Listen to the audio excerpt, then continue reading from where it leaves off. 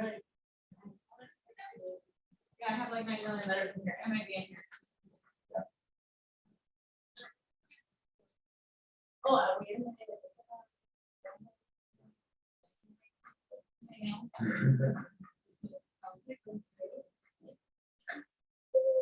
It's okay. There's some responses on it. Oh, no, those. Yeah.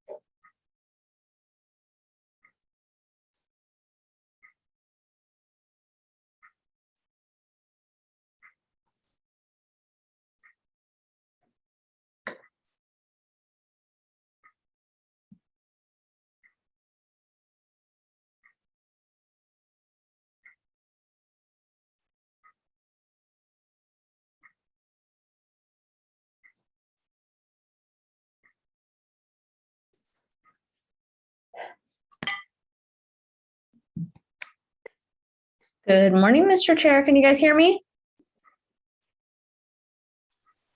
Hi, Leah. Morning. So I have you set up and ready to go whenever you want to start consent. Okay, I see Josh here. Josh, are you available? You want to start consent with me?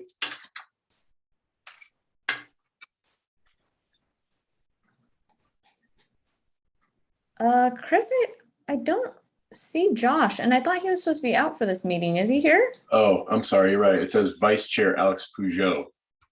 Alex, He I is just saw not. the Vice Chair part. So, Yes, I've been promoted. congratulations. Yes. Well, I think we could go ahead and start then on the first and only consent item for today's SBAR agenda, August 27th, 2021. I'll go ahead and share my screen, and then maybe once Kaylee gets here, since she's so good at it, she could take over computer duties. So give me a second.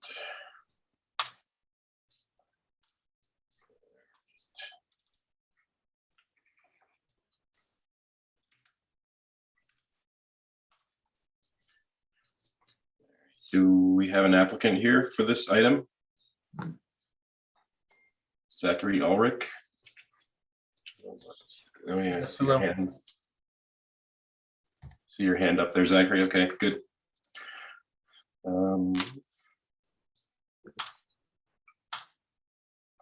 Okay, I will read through this and then we can roll.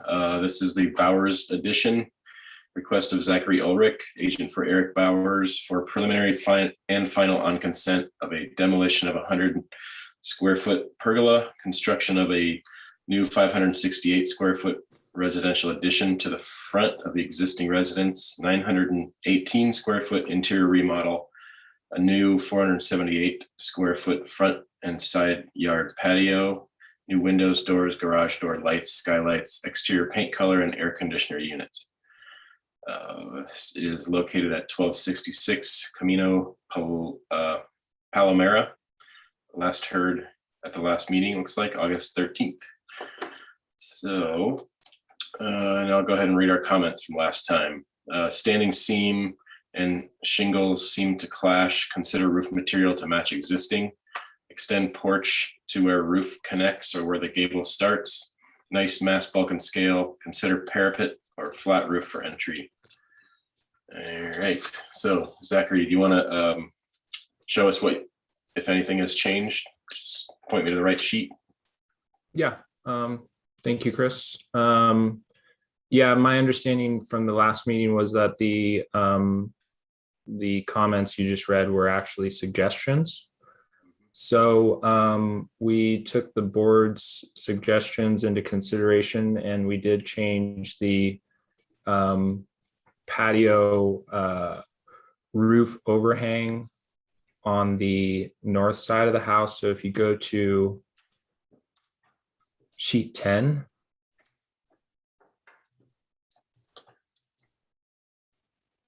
and if you look at the top elevation, the north elevation, we extended the roof overhang to match the gable end extension there. So previously it just wrapped around the house a couple feet, and so I've extended it to align with that gable end. It's not a visible side of the elevation of the house, and it's not possible to view this elevation of the house unless maybe you're looking out the neighbor's window. But even that, there's very tall hedges. But we made the change anyway. The owners were okay with that. And then the as far as the roof goes on the addition, the front, if you scroll down a little bit, yes, there. So the bottom elevation shows the front of the house. That's where the addition's going. The owners and I like the standing seam, and a flat roof just doesn't match the style that we're going for. So we didn't make any change there. It's same as was presented before. So that's about it. If we have any questions, just let me know. Okay, thank you. All right, and then do you have all your details and Yeah, put together? Let's see here. Let me just start through the sheet here.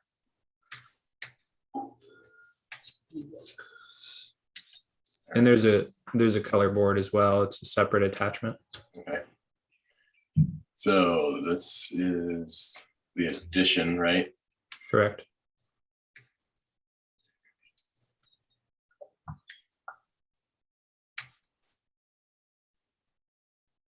This is where the roof extended back. Correct. Yeah. Okay, roof plan, elevations we saw. Details.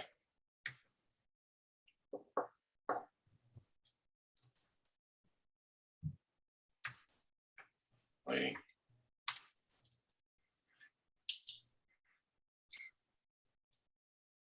Okay, Alex, do you have any Um, put issue?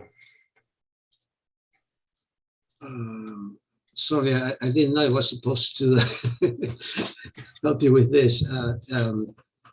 No, I think we're all suggestions, so whatever. Mhm. Okay, and then do you have, I can kind of see in here the light fixtures, which, Yeah, there's a cut sheet on that. They're fully shielded. yeah, okay. Sounds good. Okay, well, I don't really have a problem with the roof. And I think, as we said, the last meeting, it's not really visible from anywhere or many places. So I think sounds like we're okay. As submitted, so that would be preliminary and final as submitted. So there you go. Congratulations. Thank you. That's what happened.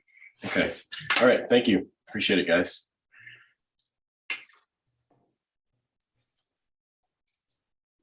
And now we will wait and see when we get a quorum.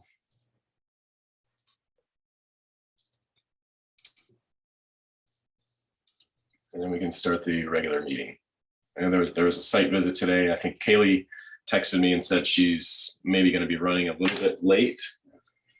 So we'll just pause until we have a quorum and then we'll start the meeting. So hang tight.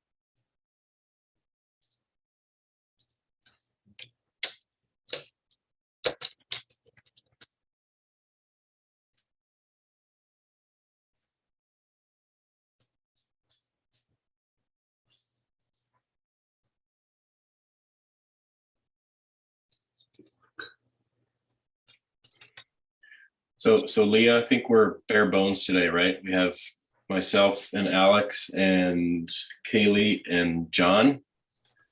Yes, we do. Okay, and I assume you confirmed with John that he's the fourth and that he'll definitely be here. Yes. He's usually pretty reliable. Yeah, he might show up a little late, but he's pretty good.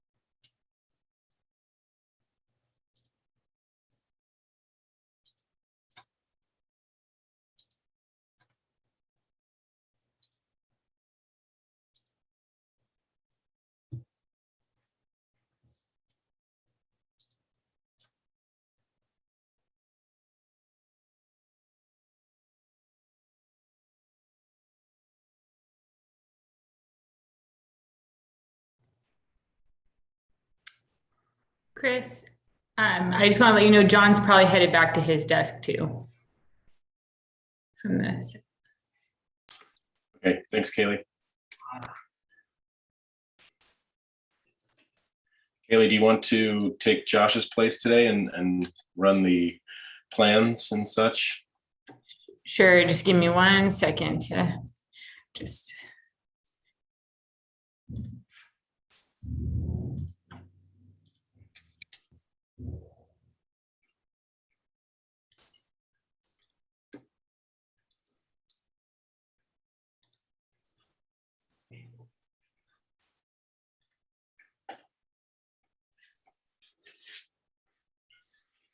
Chris, have you done consent yet? Am I muted or not? Can you hear me? Yeah. Yeah. Yes, we just did. Okay, all right, so starting with S1.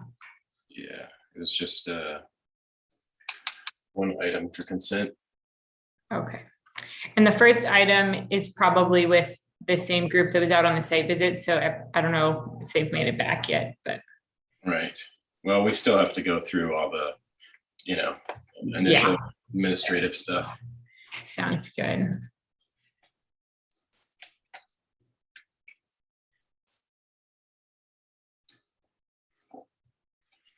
Are we reviewing both draft minutes from 7:9 and 8:13? Yes.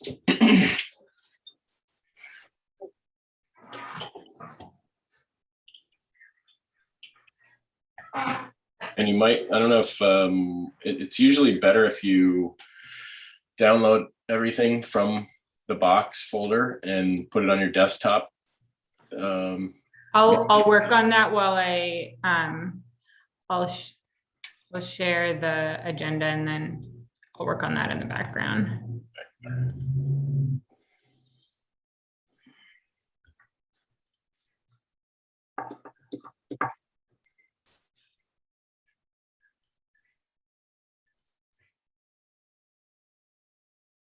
Someone else is sharing. Oh, that's me. Oh, okay. I'm just going to override you then. It's letting me.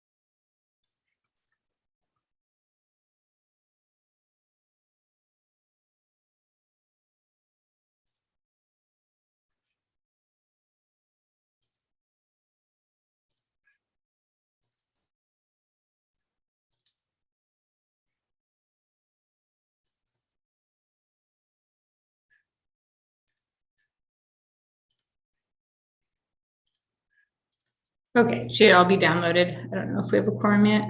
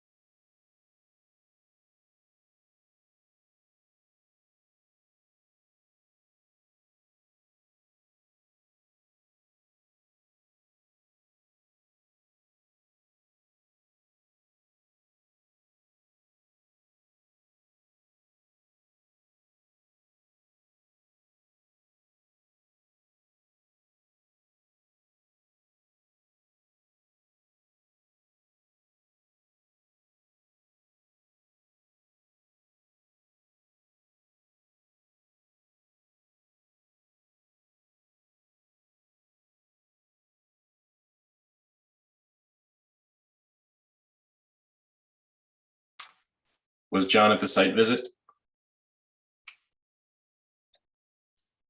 Yes, he was. And we were there up until like maybe 10 minutes before 9:50 about, so, and Montecito had a lot of traffic. Is it just you and I right now? Or Alex is on? And Alex, yeah. Okay. Hi, Alex. Hi. I'm looking at the minutes, so we can save some time. Good. So we have also 2 sets of minutes, is that right? Yes. Mhm.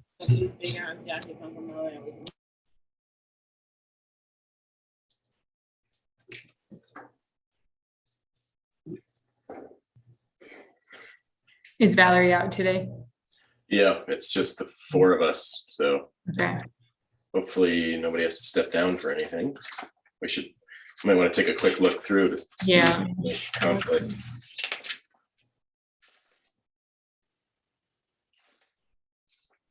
I don't have anything.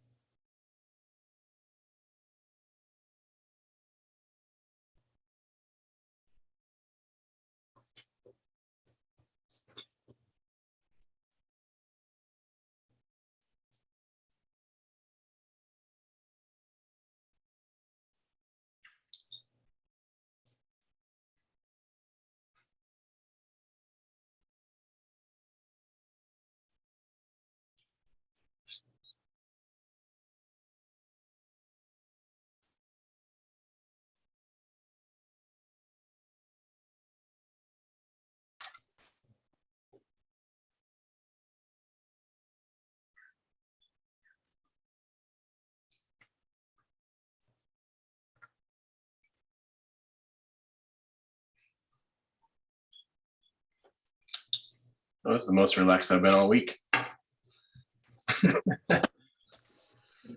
Seriously.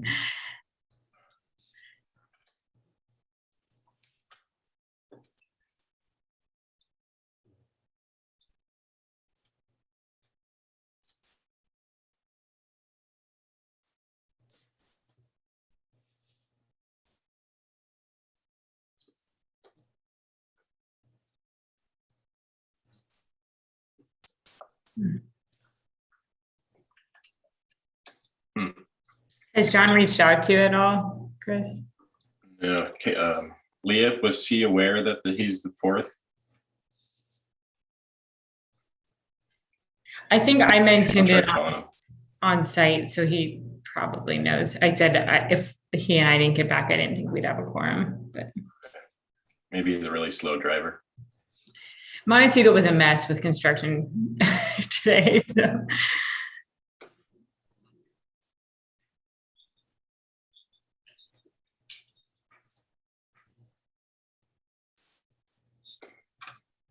Oh, I'll give him a call.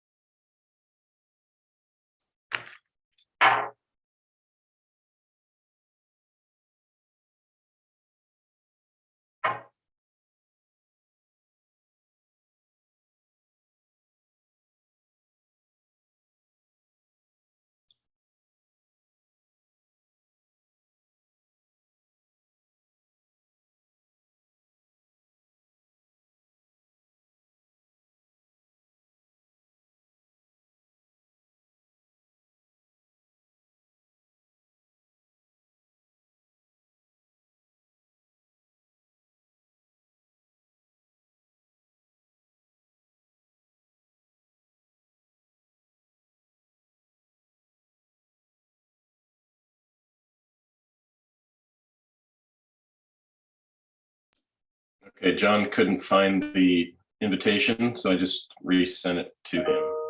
Okay.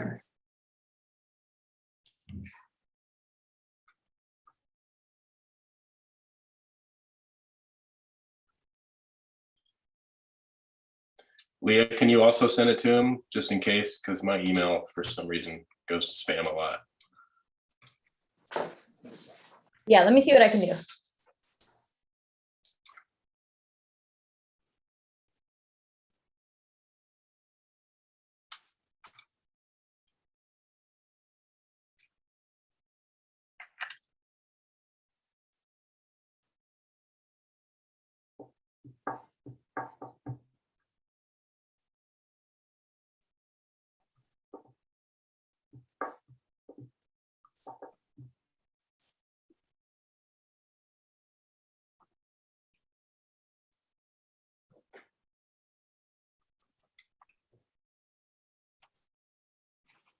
Okay, John, are you there? Looks like you might be under my name, but that's okay. You might be also muted. Where is he? I'll get his name adjusted in just a sec. Actually, I think I can from here, it looks like. All right. Can you hear me, John? Yeah, can you hear me? Yes, indeed. Good to see you. Okay, we have a quorum, so we can now begin the South County Board of Architectural Review, the meeting of August 27th, 2021, beginning with public comment.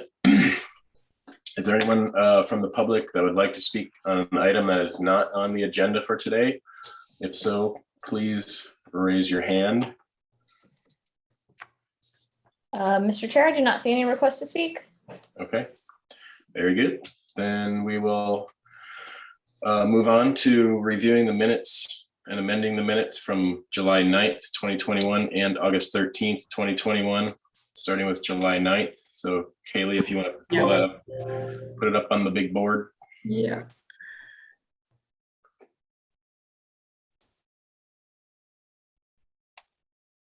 Yeah.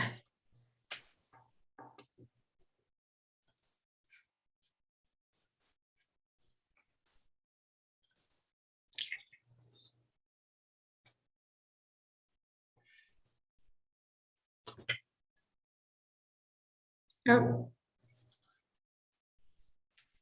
Those are the site I visits. don't- oh, they're continued, okay. Here we go.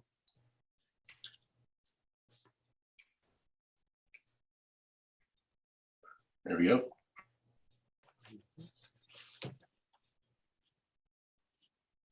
All right, well, starting with item 1A, Alex, are you with us? Yes, I am. Tuttle, I am as well. all right. Couple Alexes. I think 1A should just say the applicant has responded well to prior comments.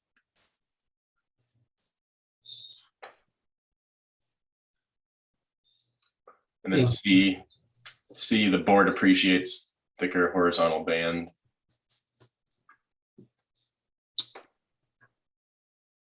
How about on B, eliminate nice project? I mean, it's sort of like a silly thing to say. Yeah. And then D, the board is concerned with maneuverability of parking, of driveway and parking area.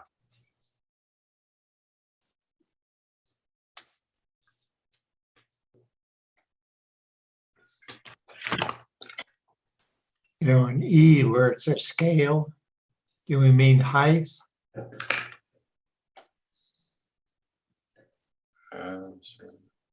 Yeah, I mean, I know what scale means, but Yeah, I think what you're was right. the interpretation of it? Weren't they too tall?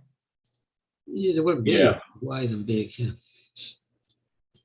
So You could say height with the materials and height of the walls on each side of the stairway.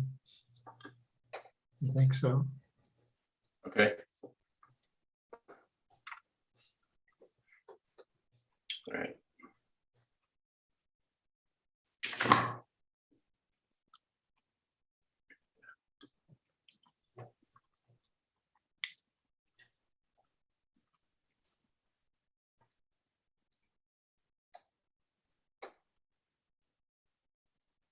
So item B, was there a modification requested to basically connect that spa equipment storage to the house, or make it actually to disconnect it from the house, even though it appears connected? Do we need to mention the specific? So they were, this is Alex, they were trying to adhere to the height limit by disconnecting Right. that component. But I think the comment of the board was that it doesn't really appear disconnected. It appears as part of the residence. Right. So the board does not support measuring the height of the building, whatever you want to do there to, it just doesn't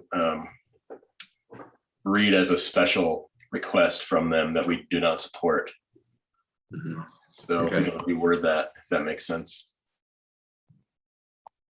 Yeah, Yeah, we did review this project afterwards, right? Like,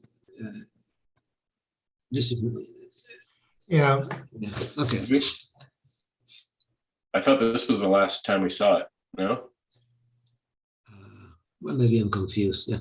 I think it was. This was the Anacapa project that Yeah, was yeah, mhm. contemporary. Yeah, you're right, I got confused with another project, yeah. So then D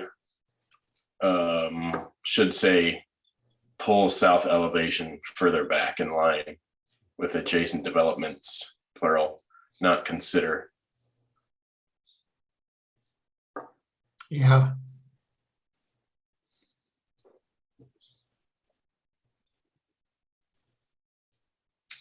And then so maybe F should go under B or as C, so that those two are kind of together. So how would it read? Alex, do you want to? So Okay. here's what I was messing with. For B, I said concerned with overall width and length of structure. Board does not support the spa equipment storage solution as a way to comply with the maximum height limit because it appears as part of the residence. I could then just copy or add F into B, the end of B as a third sentence. Yeah, I think those are related enough to just be all in one Okay. comment.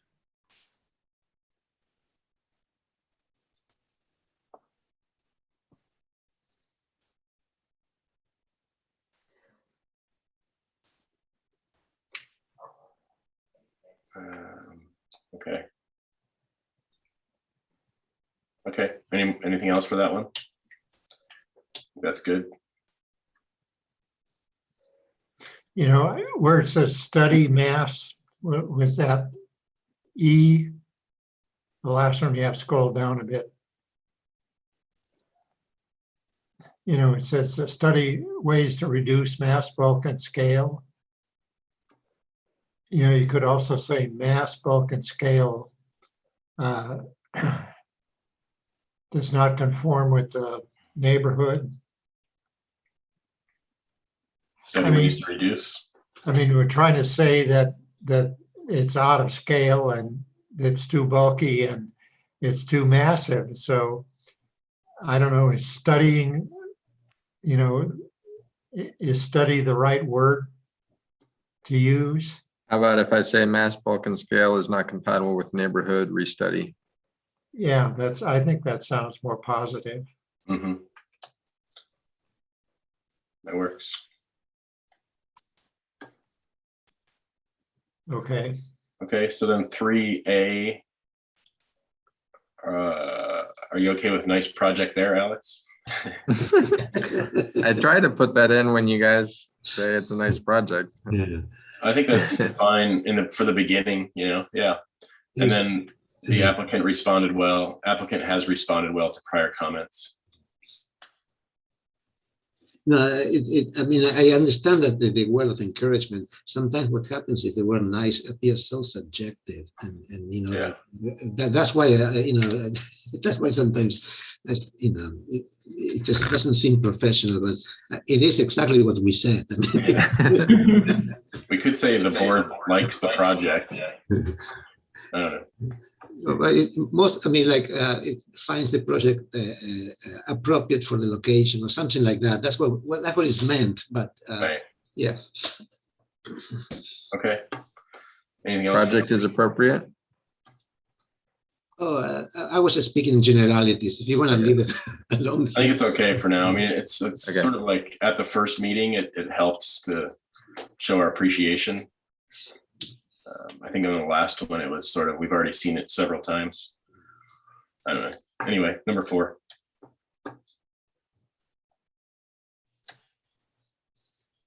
Yeah.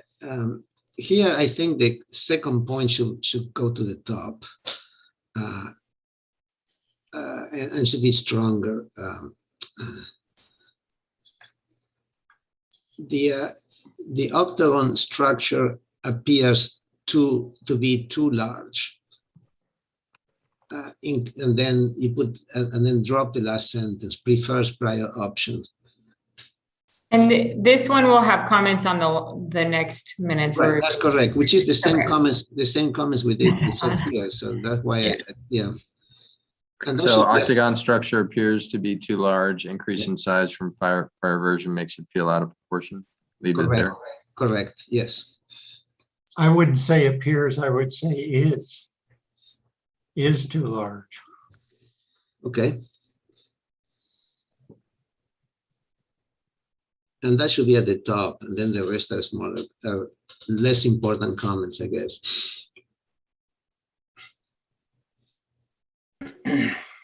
Number 5.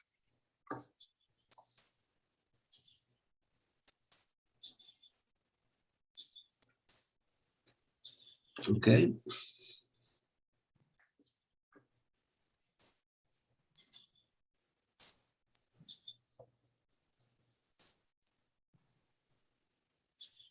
I think 6 is okay too, right? Mhm. So here, projects are becoming acceptable instead of nice. Which is, A little more objective.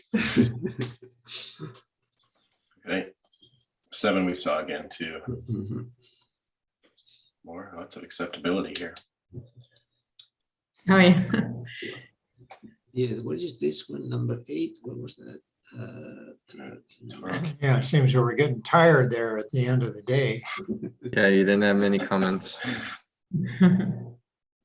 Okay. So for those listening at home, try to get your project at the end of the Yeah. Okay, are we good? Yep. Yeah, let me open the other one. So I'll make a motion to approve the minutes of, what is it, July 9th. July 9th as amended. Second it. Okay, all those in favor? Aye, Aye. I think I have to abstain because I wasn't there. Is that correct? correct. Okay. What does that mean? She makes, The she makes, quorum. she makes a quorum, but she abstains. I think this is- Okay, yep. Yeah, I abstain. Okay, so then we'll move on to the minutes for August 13th. Okay. And we go to consent. So we saw consent already, so it's,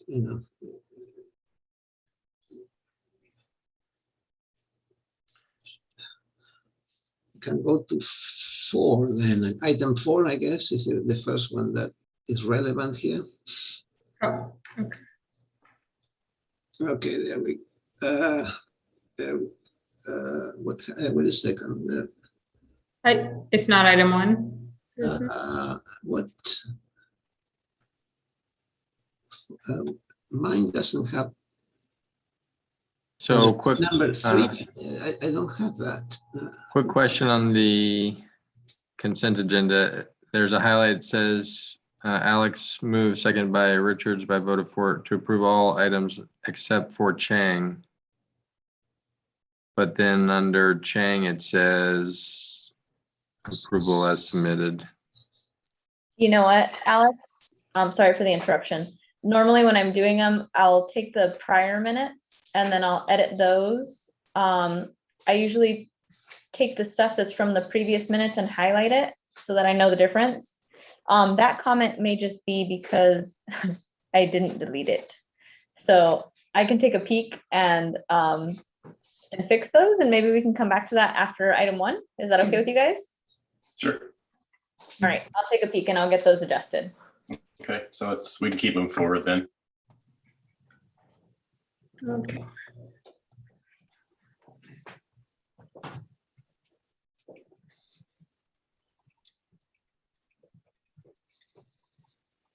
So, There we go. No, we need to go back to those minutes, Kaylee.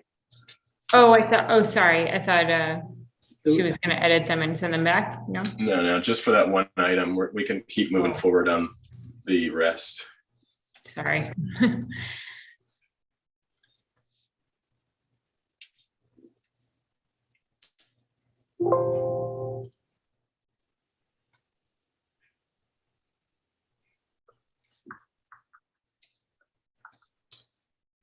so 13 draft minutes.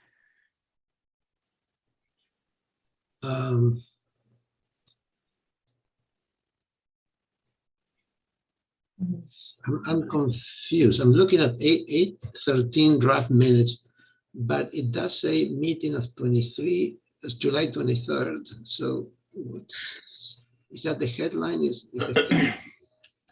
Well, not according to this one. It says August 13th. Yeah, but Oh, the header does. no, the headers. Okay, change the headers to the correct date. Okay, all right. 23rd. Well, Okay. What item would you want me to go to item 1? yeah, just scroll down through here and see what happens. Okay. I think looks like item number 1. Yeah.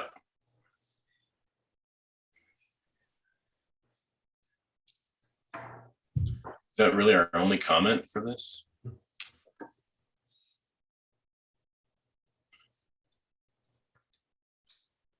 Yeah. Yes, I think it's based on the fact that there was an enormous project that reconstructed at about 1/10 of the size of what was there before. Mhm. And I think that's, based on the existing footprint and so forth, Right. well done. So, So I think item C could be modified a little bit just to say encourage, the board would like, or actually add additional tree plantings at northeast corner to help screen from upper portions of Gibraltar Road. Okay.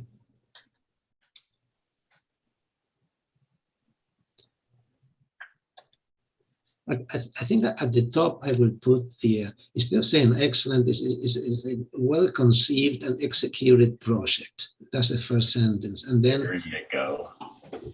because it is really well done, well thought out and well executed. And then comments, the other 2 comments related to landscape. And I think it makes more sense. Yep, that's good. Okay, item 2, arborist report to speak about oak tree. No. I think there's an arborist report that has to include the oak tree, right? Or it's Yeah, not- so Yes. submit arborist report to address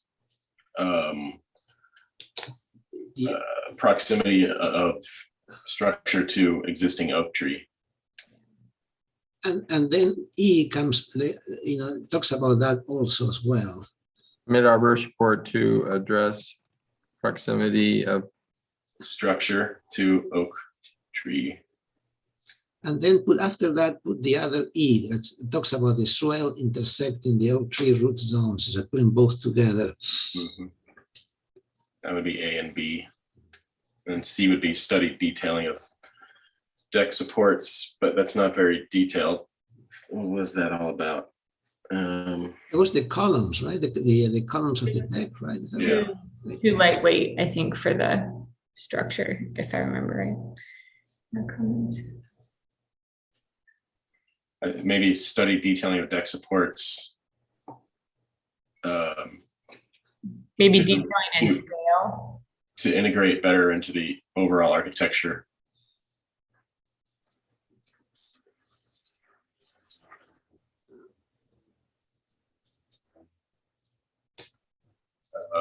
Maybe fleshed out is not a good word for an S-bar. Return with a Preliminary, I mean, return with a grading plan, right? I don't know. Yep, correct. Mr. Chair, Yes, I have the motion that consent agenda should read, if you're ready for it. okay, let's just finish this item and then we'll go back to that. So we're on number 2.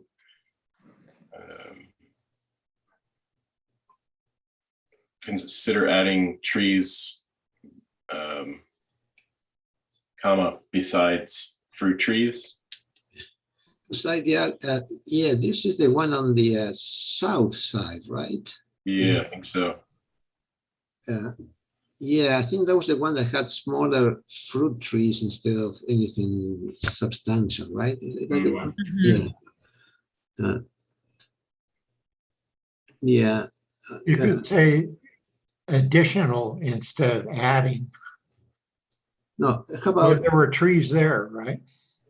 Well, they propose trees, but if they're going to do some screening, they're going to have to do instead of those trees, not in addition to, I think. Because I think they were removing the one significant one that was down at the bottom. It was like a, Yeah, we're talking about the other side. That was the west side. So we're talking south side, okay. right, Alex? yeah, I think adding, how about consider larger trees to side yard for screening? How about that? Yeah. How about consider screening trees for south yard? Something like that. Alex will get it. Right, Alex?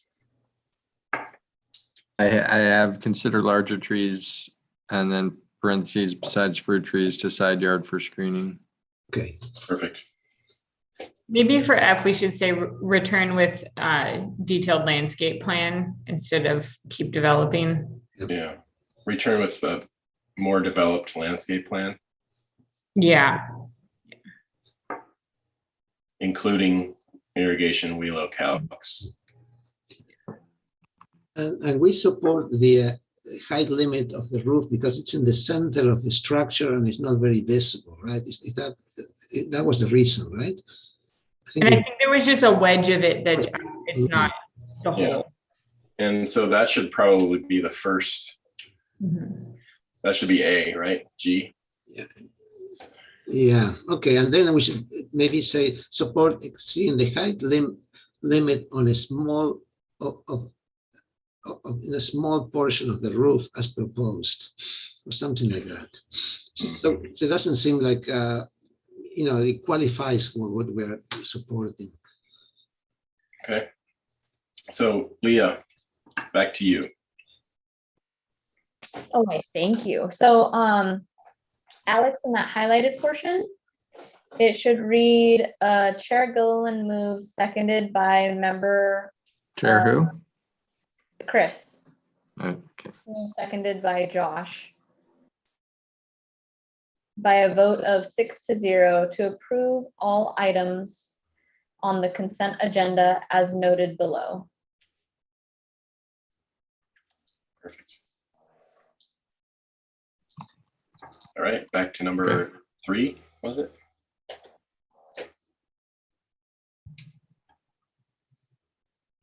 Sometimes I'm chair, sometimes I'm vice chair, and sometimes I'm nobody.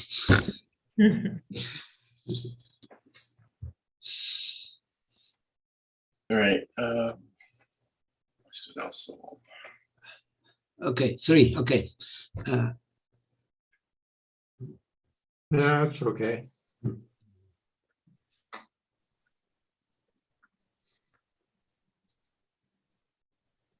Instead of, wait a minute, where it says B, please provide, just say provide landscape, omit please, Yeah. at C too. Mhm. Or applicant to provide, either one, just provide. is Yeah. fine. Yeah. Provide arborist report, that's sufficient, We don't have to be so nice. And on B, the screening is to the north side or the side or, okay, it's generic. I mean, it's not sure. I think it was generic because it was from two neighbors at least. Okay. That were neighboring parcels.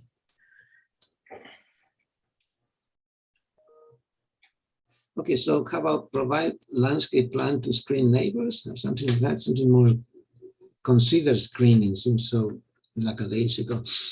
Yeah, please provide landscape plans and include screening from neighboring parcels. Yeah, there we go.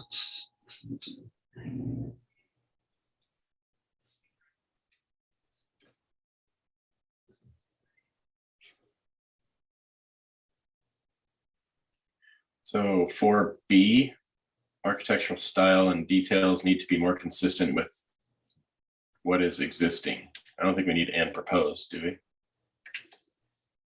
Yeah, right. I omit what is.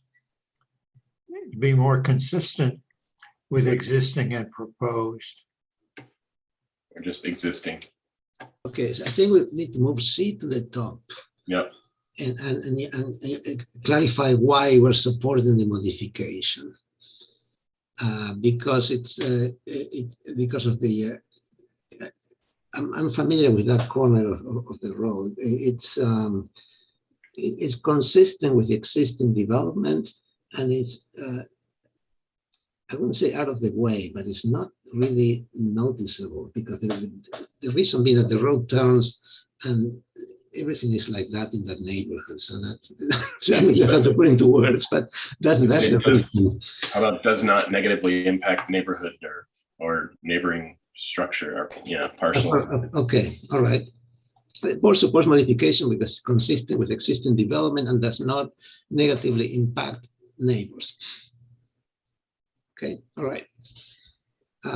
Then all of that is the other three comments is all about the same, how the details do not match. They're awkward. They are not really match the existing.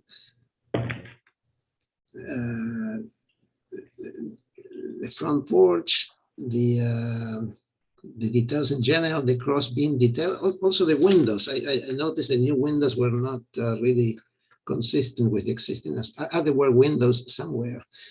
Mm-hmm. The cross beam detail on main gable, and yeah, they're all the same. They're all talking about the consistency with the existing details. So how about some proposed elements such as cross beam detail and windows is not consistent with existing style? Correct, yes. Yeah.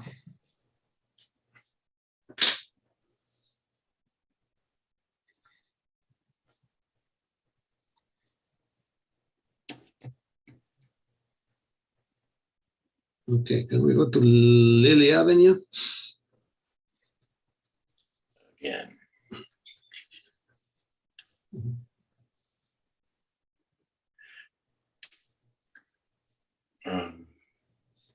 Yeah, we need to clarify a little bit about, let's see. B, I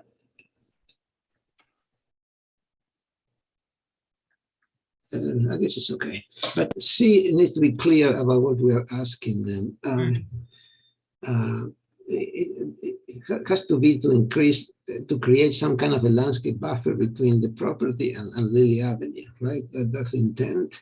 Yeah, I think that's what it should say. Create a landscape buffer between to break up. Between the gas pumps and the gas pumps and Lily Avenue, right? Yeah. So create landscape buffer. This is for C. Yes. create landscape buffer between gas pumps and Lily Avenue. Mhm. And that's kind of general enough to give them an opportunity to try some different options, right?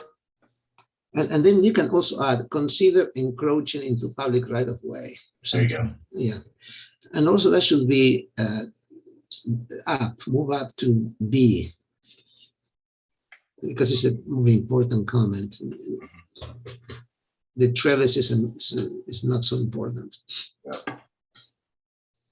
You know, where it says on B, it says consider enlarging. Why don't you say study enlarging? And raising. Consider is sort of Yeah. not very positive, you know. Okay. All right. Study. All right. Six is a nice project again. Okay. I liked what you said Well, earlier, Alex. A little more descriptive. No, but this is different. This is the octagon. We had quite a I think there was the board was split on this, Mhm. and I think number C should go to the top. Take out A. No, yeah, take out A, move C to the top, and you can say the board is split. Some members believe the project has lost some of its charm. Not the project, the project has lost some of its charm due to the enlargement of the octagon. Yeah. And I think we were split half and half or whatever else. You know. Okay. And then the E should be the second one.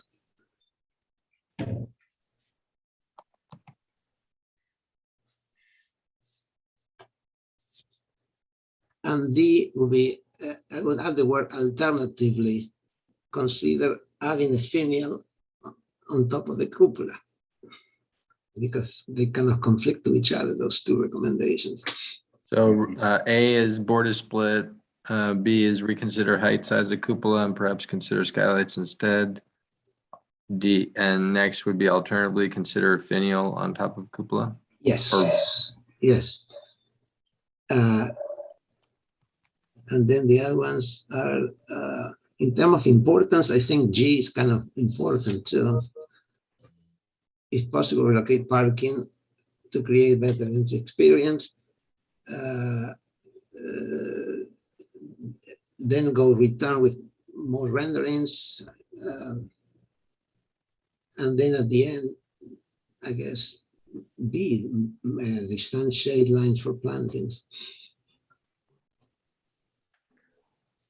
Are there any comments about the trees? I know that was a big thing was discussed the last time.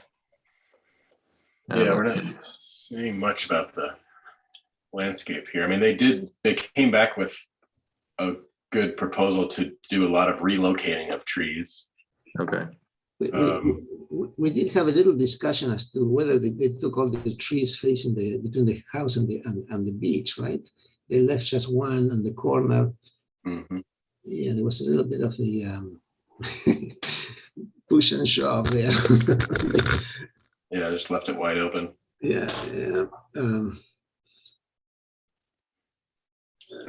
So should we say something about that, or how? Well, I don't know. If you guys thought it was acceptable, then let's leave it at that. But it's okay. We might see more returning with more renderings that might reveal something. including possible, including possible additional landscaping or something like that. Or? Yeah. Return with additional renderings, especially with regards to landscape between the main residence and the beach. There you go. Perfect.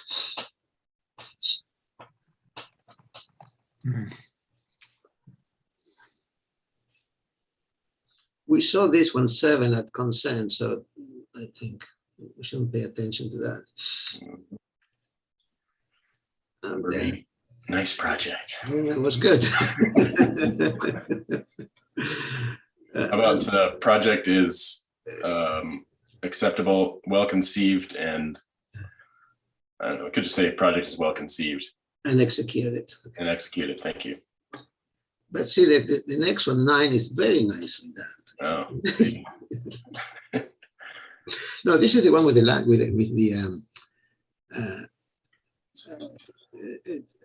yeah, this is the one with the cemetery. Yeah, cemetery. It's a complicated, yeah. Lots of complicated- Yeah, lots of different pieces. Did Yeah. I say project is well conceived and executed? Yes. Mhm. And then comma nicely.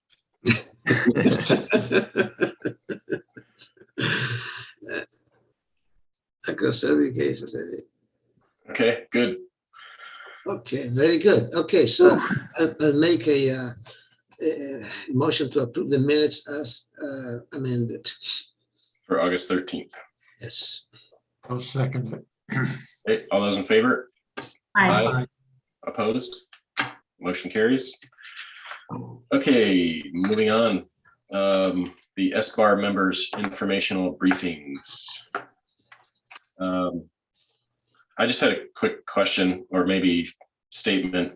The consent, at the beginning of the meetings, we've had site visits lately, but before that, it's kind of fallen apart a little bit. And I'm not even sure who the consent reviewers are at this point. Leah, do we have a record of who it's supposed to be? And should we reassign?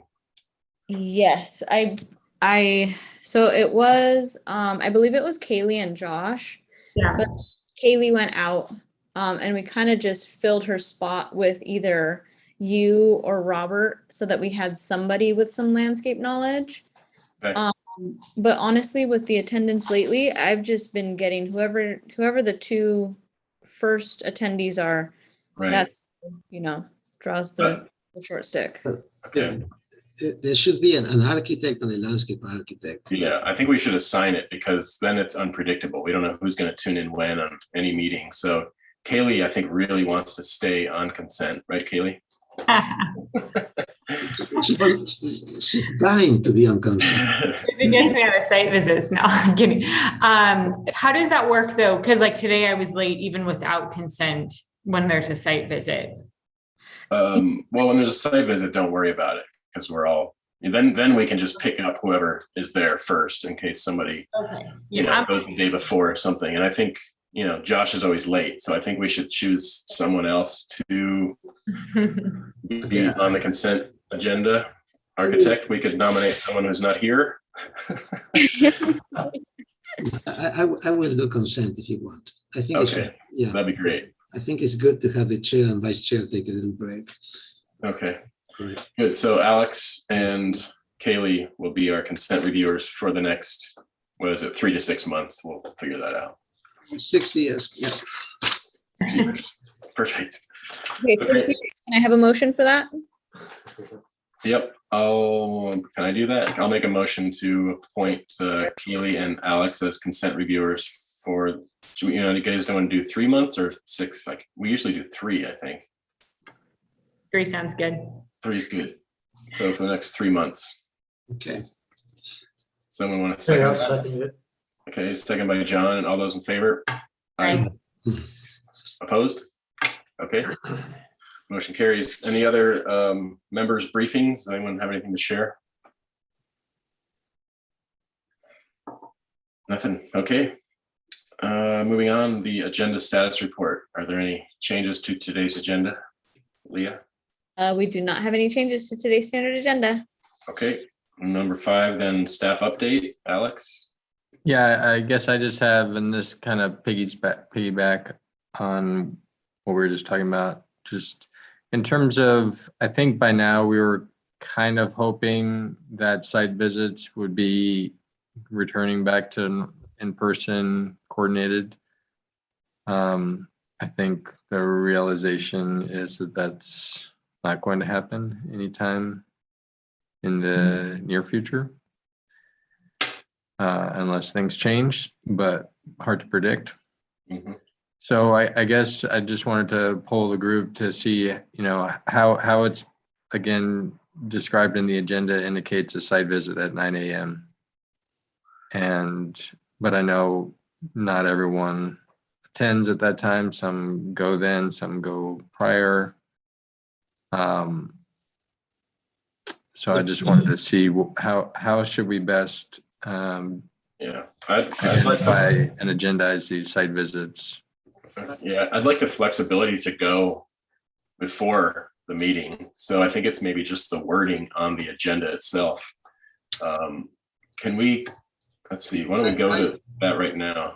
Yeah, I know that Valerie feels differently, but I think it's better for me. If it's very clear where the site is, I'd rather go there the day before and get a chance to read the agenda, see the project, look at the site. So it takes less time on the meeting, and I think we're all ready. That would be my preference.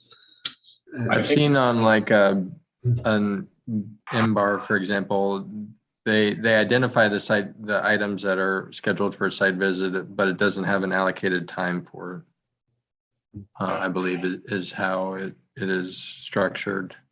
But Lee and I can work together to come up with a suggestion for the next time. And then, if we don't have a specific time, then that either means you do it on your own schedule and we start the meeting at 9 o'clock or 9:15, whatever your preference is.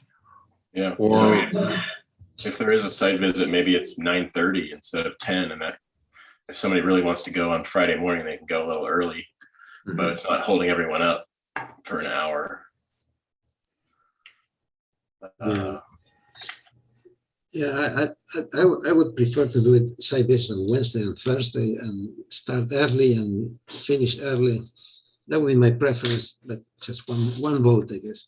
But, the applicant oftentimes wants to be there and explain the situation and the project to you.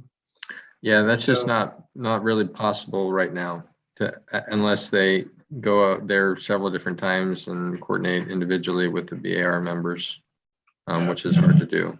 See, the thing is that the difference is now we have the projects beforehand. Before, we didn't have that.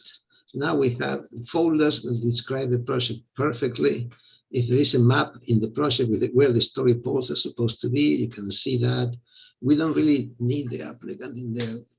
It's not that important, in my opinion. Yeah. And so if you look at just up on the screen right now where it says site visit on number 6, I think we just need to change the wording because of what we're saying here, because we want to see it at different times. So instead of the, hang on, Kelly, where do we go? The representatives of the following items should be prepared to present their projects on site. It should say something more like this time is set aside so that some SBAR members can visit the site. I think it should eliminate that thing altogether and just put site visits and then just list them, because I think this gives the idea that the public is welcome to the site visit as well, and they want to interact with us or with somebody else at the site visit, and that's not going to happen. Right. But if we word it correctly, I think we still need to say something about it rather than just site visit. I mean, it could just say this time is set aside for board members to visit the site if they want. Members may also visit the site, in days leading up to this, but this time is set aside for that site visit if desired. I don't know what the exact wording is, but Should we say should we put in there that the visit will be like this time set aside for board members to visit individually so that we're avoiding a Brown Act? Well, but why don't you eliminate that altogether? And because it's not for the public to be invited to this site visit, and then just change the beginning of the agenda. Yeah, I think if we just eliminate that box, and then we just modify the start time under for 7 for consent agenda. Well, it seems also that, if if we propose a time, say 9 o'clock or whatever it is, that we'd have the site visit, and the board members have the option of, going before, and the applicants there ready to make a presentation, and no board members show up. That doesn't seem very fair to the applicant. Yeah. So that's why the idea of eliminating the box altogether works well. Eliminate the box, start when there are site visits. You may want to change the starting time of the meeting if you want people to visit it on Friday. How about, I don't know, it just doesn't seem right to just eliminate it, because it's still, then applicants may still be wondering, am I supposed to be there or not? So I could just say something like, this time is set aside for board members, or board members may visit the site on Wednesday or Thursday, but. Why don't we just say site visits will be conducted throughout the week individually or something? Yeah, something like that, just something to indicate that, hey, don't expect us all to show up at 9 o'clock. I think that sounds fine, what you just said, Alex. And then, for the consent agenda, at 9:30 instead of 10. Because we start at 10 and then we have to go through all this, and we're not, it's already 11 o'clock and we haven't started the main part of the agenda yet. So it really pushes things. Yeah. Okay, does that work? Yeah, And so on days where we don't have, on days when we have site visits, we'll leave the option open. We'll do a late start of 9:30. On days when we don't have site visits, or on weeks when we don't have site visits, we will just do a 9 a.m. start. Yeah. With consent at 8:45 or 8:30, depending. Okay, Lee and I will work together to pull that together for the next time. Okay, and then so for this, where it says consent agenda, representatives be prepared on a non-site visit week, it should say 8:45 and not 9 o'clock, right? Because we're trying to do the consent. I think Lee and I have talked about this in the past, and it says 9 o'clock, but sometimes we start reviewing it and they're not there to represent their project. So I think that should be changed to 8:45 on non-site visit weeks. And what, 9:15 on site visit weeks? So that we can start early and then be ready to go at 9:30 or 9, depending. Yeah, that sounds doable. Okay, good. okay. One item, Leah. Vertiac is spelled VRTIAK. Oh, you guys are so picky. Okay, I'll change that as well. That was my fault, John. Sorry. Thanks. Okay, and then I guess I maybe could have done this during the informational briefings, but I know it's difficult, and Leah is, probably understaffed, but we were still getting information coming in Thursday night and Friday morning, and it would be nice to have these agendas finalized by Wednesday evening so that we have the flexibility to, have it all in front of us by then to review either Wednesday or Thursday night instead of, being forced to do it on a Thursday or Friday morning. Well, that's a good point, because I review it on Thursday night, and then Friday they're using an agenda or a list that wasn't posted. Yeah, so I guess it's just a request to try and get everything wrapped up by Wednesday night for the box. Okay, good enough. I think we can move on to our regular agenda, beginning with the item, oh, wait a minute. I guess we have to do the consent agenda first, right? Yeah, just motion on that. Yeah, so Alex and I reviewed item C1 and basically gave it, approval as submitted. So I'll make a motion to approve the consent agenda. I second the motion. All those in favor? Right. Aye. Okay, now we can move on to the regular agenda, which began with a site visit for the Montecito Water District small cell wireless facility, or 4 locations. This is item S1 and item number 1. So I'll read through the description and then we'll bring the applicants on board with us. This is the request of Montecito Water District for conceptual review of 4 radio collector devices for their smart meter program. The facilities would include a radio collector unit, solar module, omnidirectional antenna, and battery enclosure, and would not go above 50 feet in height and would not require grading. The devices will be located at 2970 Hidden Valley Lane, the county right-of-way adjacent to APN 005351011 on Toro Canyon Road, 484 Ortega Ridge Road, and county right-of-way adjacent to APN number 005192001 on Lily Avenue. And so the sites are located in Toro Canyon and Summerlin areas. And so do we have the applicant here with us? Please state your name or names for the record. Yeah, Mr. Chair, this is Adam Kanold. I'm the Assistant GM at the Montecito Water District, and I'll be presenting today. Okay, hi, Adam. And so Kaylee will be driving, so to speak. You can just tell her which sheets you want to be on and then go ahead with your presentation whenever you're ready. Try to keep it to about 15 minutes or so if you can. Sounds good. Thank you, Mr. Chair. So Kaylee, this map is perfect. Member Grubb, this map is perfect. Thank you. So my name is Adam Kanold. I'm the Assistant General Manager of the Montecito Water District. And I'm the lead on this project. We're calling it the Smart Meter project for the Water District. Today, I have several consultants joining me, and they're assisting us with this program, and they'll be available to answer any technical questions if I'm not able to do so. So this project is being brought forward by the Water District here in Montecito.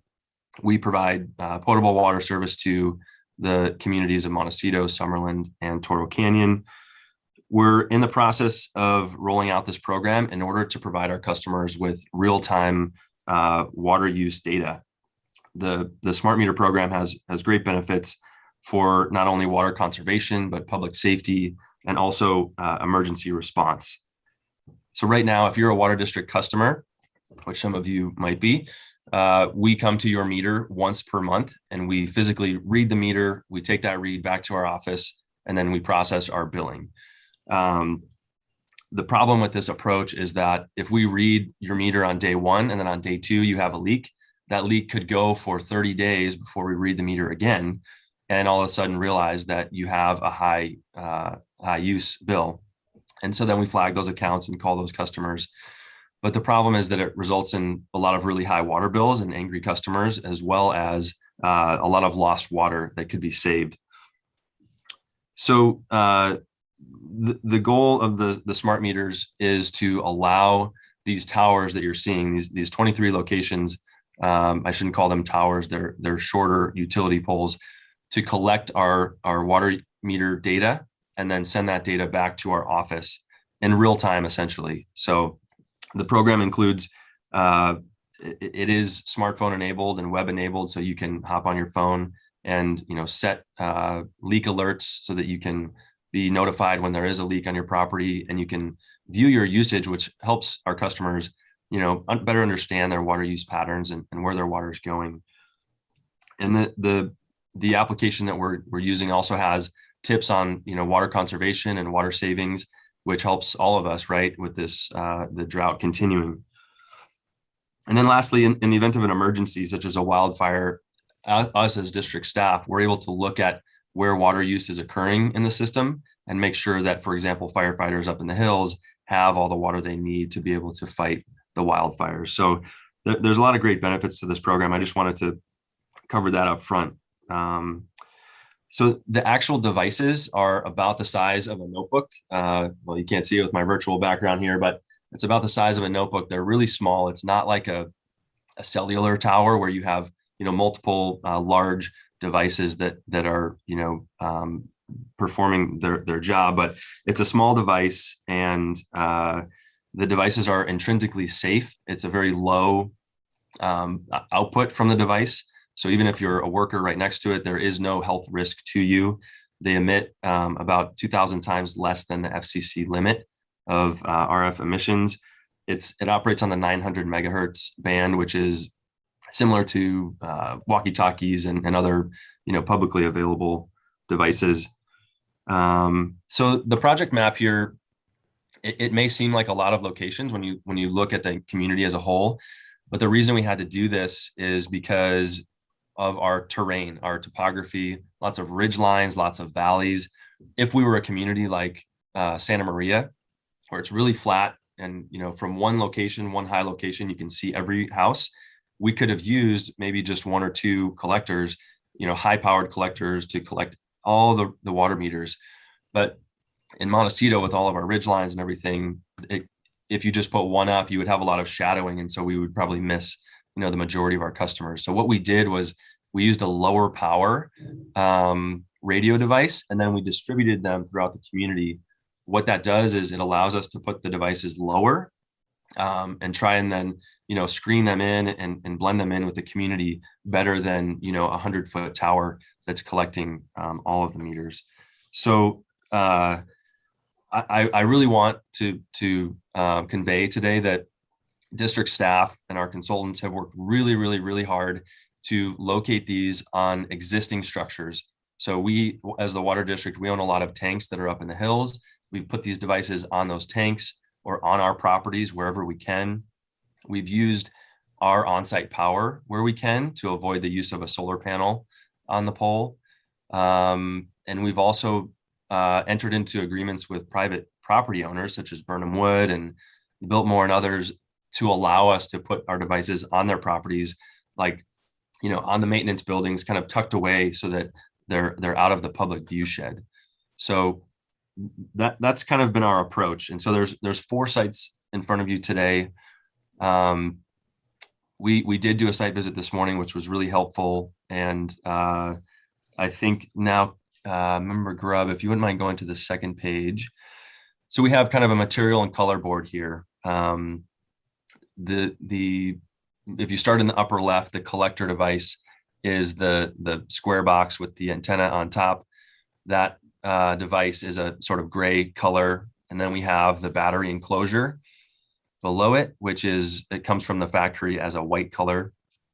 And then below that, we have our solar panel, which is about 2 by 4 feet. And then below that is the silver davit arm. And the davit arm just gets the collector out away from the pole so that there's no interference from the pole when we're trying to get the signal, 360 degrees around. So this kind of shows the colors that we're dealing with. The majority of our installations are on wood poles, and a lot of them too are on existing Frontier poles, as you'll see today. So Frontier Communications is a private utility, but we've been able to enter into an agreement with them already that allows us to put our collectors on their poles. We are not able, just so you know, we're not able to put these on Edison poles. We tried very, very hard, but Edison and other utilities like Frontier and Cox, they're all part of the California Public Utilities Commission, and we are not part of that. And only entities that are part of it can be on those shared poles. So the majority of the poles around the community, we can't actually attach to, but the poles that are Frontier only, we are able to attach to, and we've done that in a few locations. And then the last site you'll see, or one of the sites I should say, is a small kind of H-frame galvanized steel frame that sits low, 5 feet or less. And the solar panel is low. And so it's either wood or steel, basically. So now, yeah, if you want to go to page 3, we can just scroll through these pages and I'll show you each of the sites that we're looking at. So the first site is at the top of Hidden Valley Lane. You're all probably familiar with Hidden Valley Lane. It's a private road off of Ladera, sort of in upper eastern part of Montecito. The water district actually owns a really large parcel up here where we used to have an earthen reservoir, but we don't operate that reservoir anymore. So the nice part about this property, we do have on-site power. We have an on-site kind of storage shed. That on-site power would be used to power the collector device. So no solar panel needed here. This would be a 45-foot pole. And yeah, remember, Grub, if you want to keep kind of scrolling through the pages, you'll see the visual simulation. So this is a higher pole at 45 feet than we normally would use, but it's because of the surrounding terrain.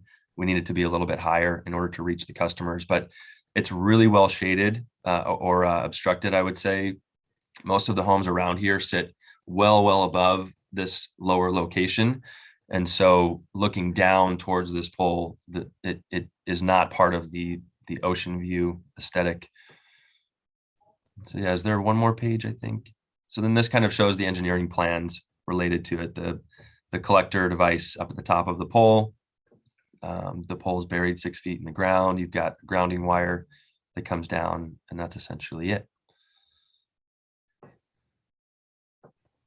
So the second site is located in Summerland, and it's located by the Presbyterian Church there in Summerland at Lily, and I don't remember the cross street, but we had a really hard time in Summerland, as you can imagine. The water district does not own any properties there, which means that not only do we not have properties, but we don't have existing Edison meters that we can use to power our device. So we worked with the fire department, who did not want our device on their structure. We talked to a lot of private entities along Lily, the businesses, to see if we could put it up on their roof. And the church was willing to let us put it on their bell tower, but ultimately putting it on private property, we then have to pay them monthly fees. So we actually identified an existing Frontier pole, Frontier Communications pole, that's about 30 feet high. So yeah, if you want to scroll to the next one. So there's an existing Frontier pole. Let's see. It's sort of near the pedestrian sign that the cursor is near. And it's an existing 30-foot pole. We do not have to put a new pole here. We would just be putting our solar panel, enclosure box, and collector at the top of this pole. And yeah, let's see. So the top views are existing and the bottom views are proposed. If you look at the visual sim on the left, it kind of gives you the biggest or the best vantage view of what's proposed. There you go. So that is the Summerland site. Yeah, and the next one, that's just a drawing of what's proposed. The equipment sits up top, and then the Frontier line would sit below ours. So then the third site is located in the 100 block of Toro Canyon. So this is kind of lower Toro Canyon Road where it hits Calle Real. We would be across from sort of the horse properties to the west, but this as well is an existing Frontier pole that's about 33 feet high, and we would be increasing it to 35 feet high. So if you look at the visual sim down below, we would be installing a new wood pole here to extend the height to extend it 2 feet. And so our solar panel, enclosure box, and collector sit at the top, and that Frontier wire then would be brought down below our equipment per their installation rules. So that, yeah, it was nice here that we were able to find an existing pole. We don't have to install a new one. And that is the third site.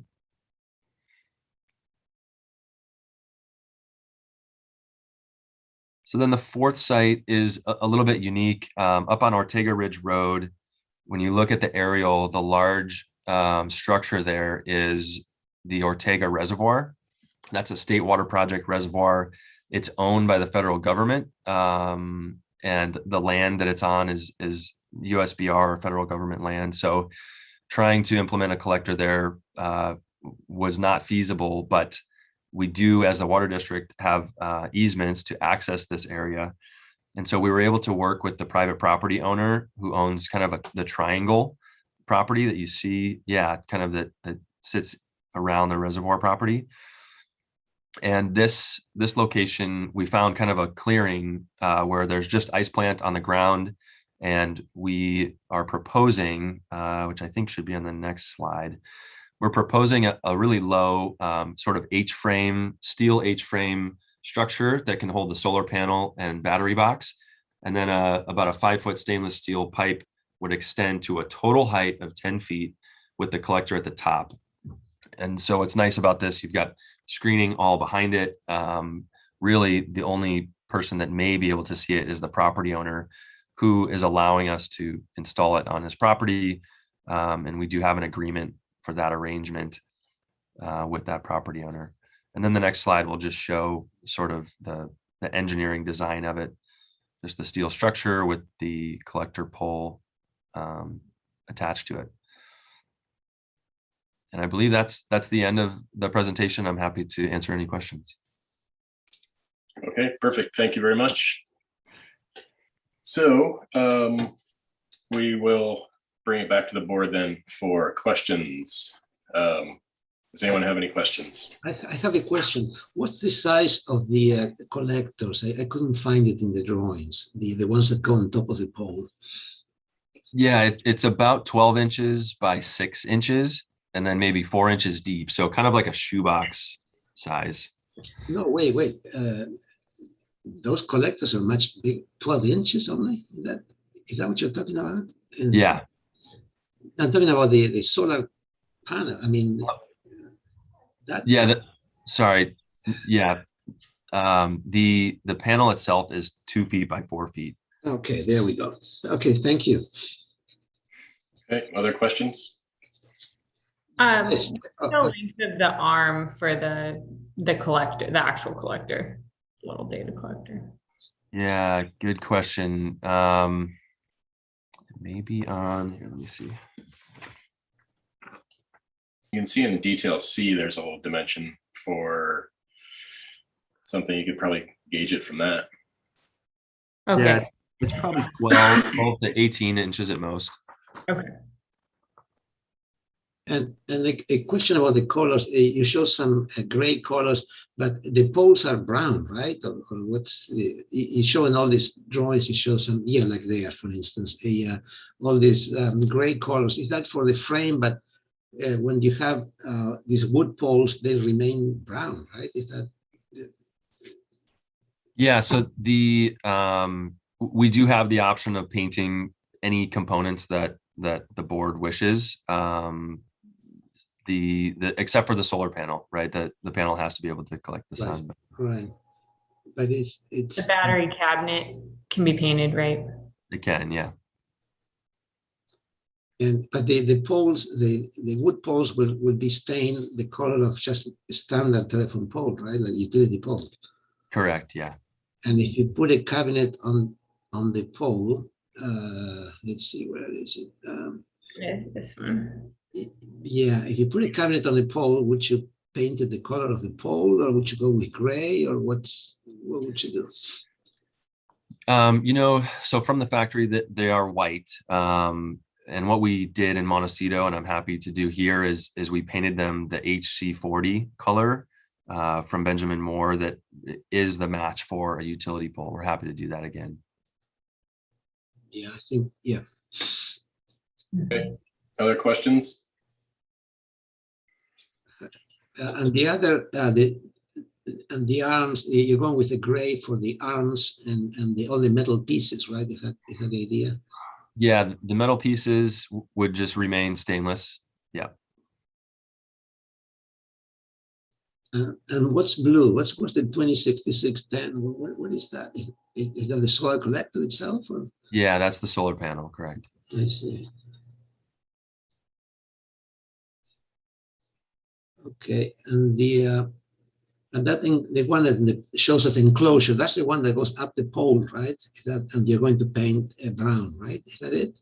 Yeah, great question. So yeah, the solar panel sits on one side, and then kind of on the back side of the pole is that battery enclosure box. Okay, all right. No more questions. And the electrical conduit, does that run up each pole? So for the picture shown in the example, there's no conduit on the pole because all of the power exists up at the top. But For the one where we have on-site power, there would be a conduit from the bottom to the top. And similarly in Montecito, what we proposed was to paint that the matching HC40 to match the wood pole. Good. Okay, any other questions from the board? Okay, is there anyone from the public that would like to speak on this item? If so, please raise your hand. I don't believe we had any letters. And I'm not seeing any hands go up. So I think we can come back to the board for comments. Mr. Verdiak. Well, we went on the site visit this morning, and you know, the two of the sites are, you would never see them, you know, on Ortega Ridge and Hidden Valley. But unfortunately, this Lily Avenue or Lily Avenue, that pole is really obvious. And I think that the problem really is that the solar panel is too big. And it's going to appear really big, and you're going to see it, you know, from just about everywhere. It's too bad that it can't be located somewhere else. The one on Toro Canyon Boulevard is kind of into a tree line. I mean, it's not perfect, but it's not as bad as this. I mean, if we look at this view A, is it? Or, yeah, you know, like that's also seen from the street below. I mean, you know, I'm sympathetic with all the work they've done, but, you know, our responsibility is an aesthetic one. And I think that this just is really a bad solution. Location. Okay, I have a quick question. Can the solar panel be rotated, you know, to be vertical? Yeah, great question as well. We did look into that with MBAR after the Montecito reviews.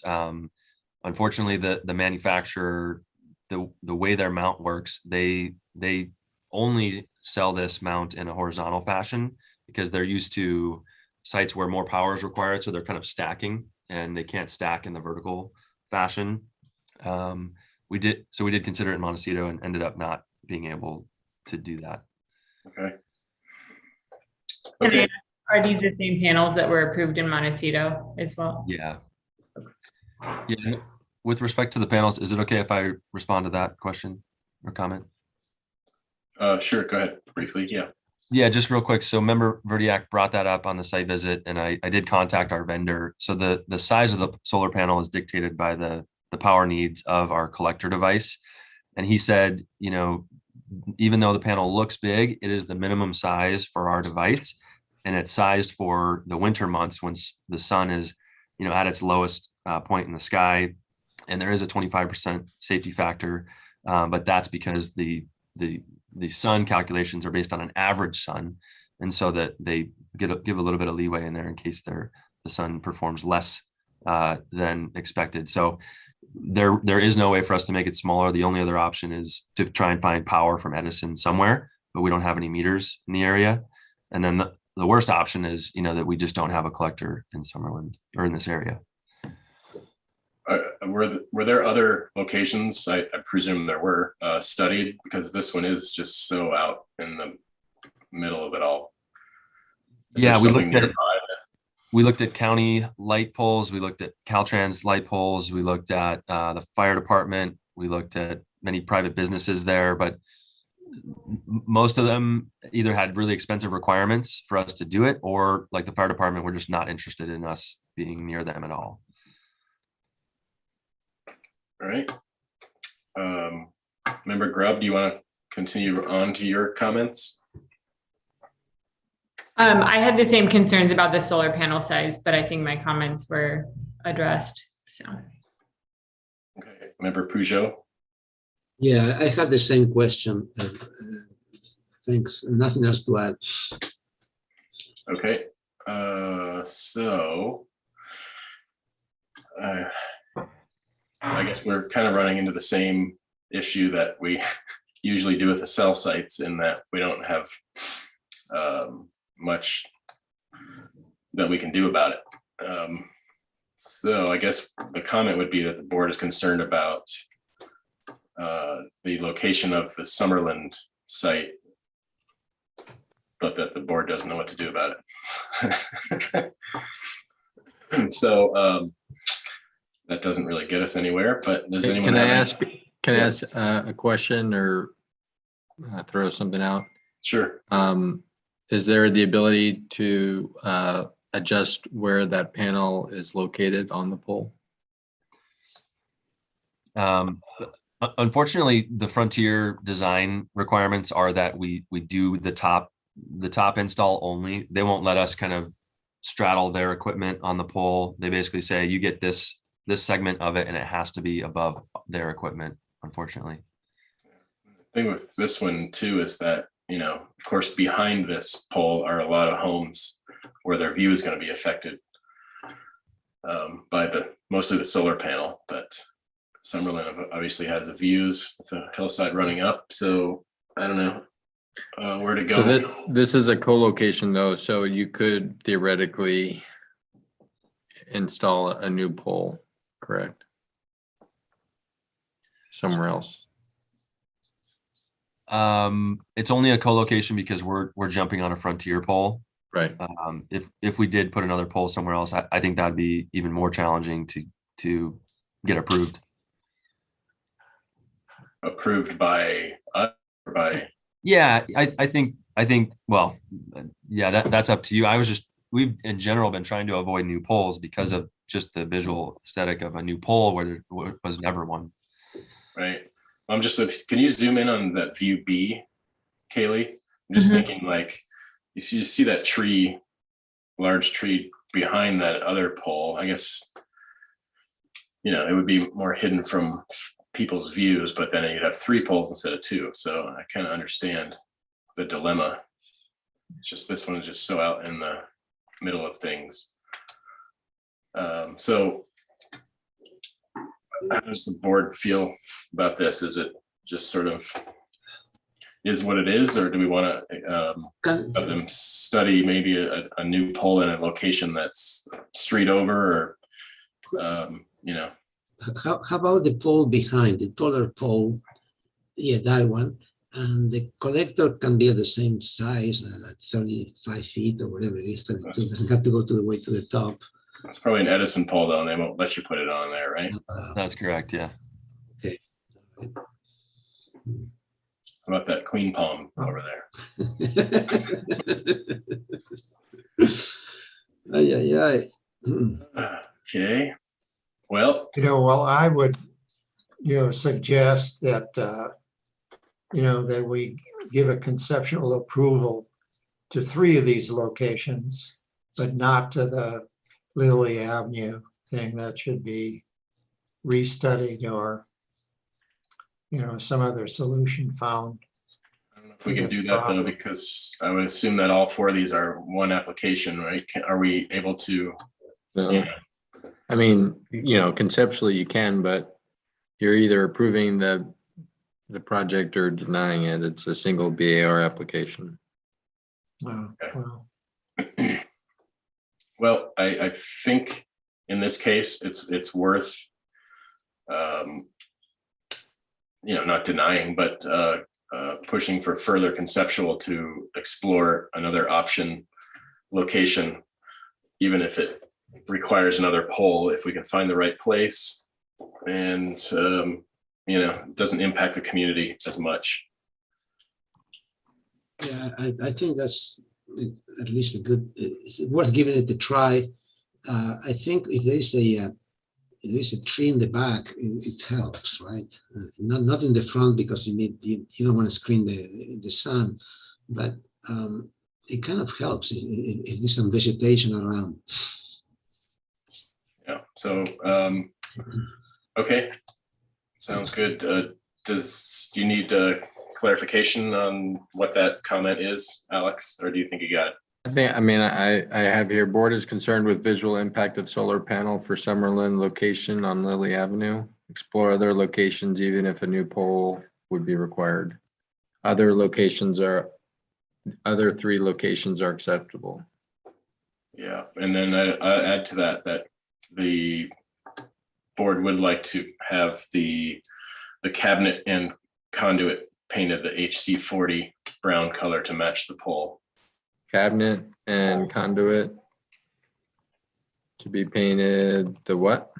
The HC40 brown color to match the pole.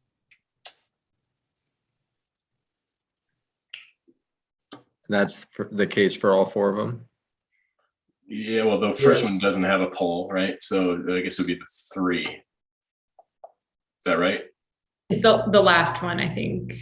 The Ortega Ridge. Yeah. So wherever poles are used, paint the cabinet and the conduit.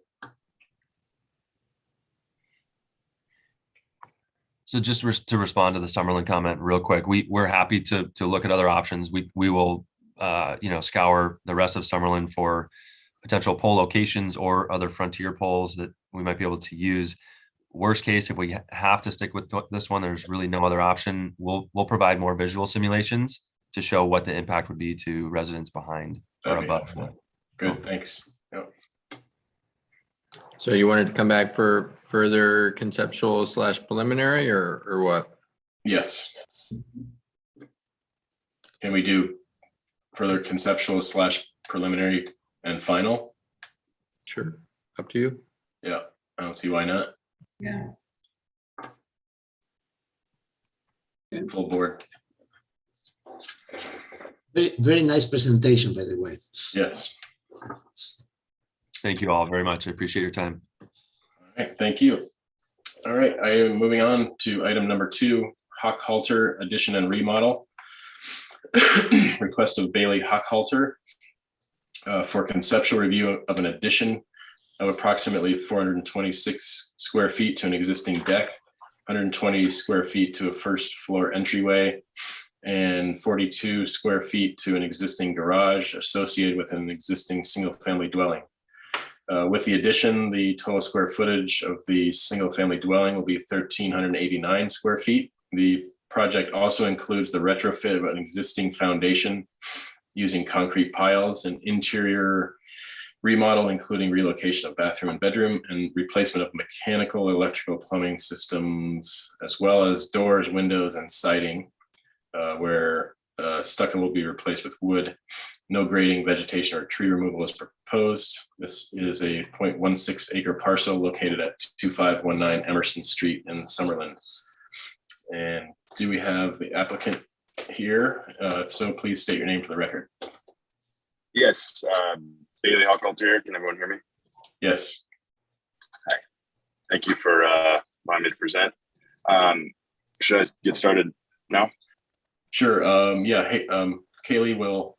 There's start. there's planner's comments. Do you want to read them, Chris? Oh, really? Oh, I missed that yesterday. Okay, so we have a planner memo for this one. Are you sure it's for this one? Yeah, got it. Okay, so the planner comments are as follows. This project is here for conceptual.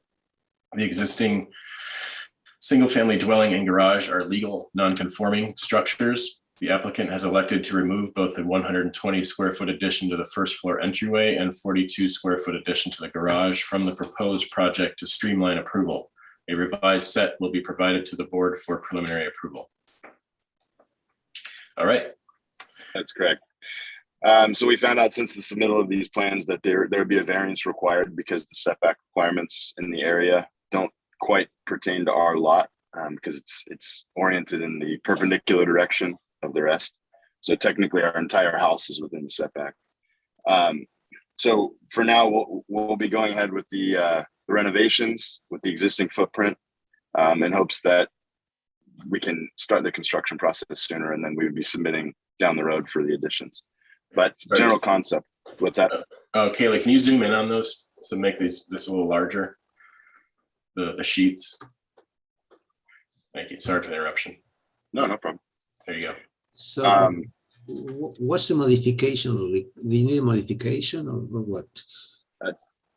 According to my planner, we need a variance in order to, because it's a coastal project, any addition to or any development, as they call it, to I think it was in addition to a non-conforming structure requires a variance.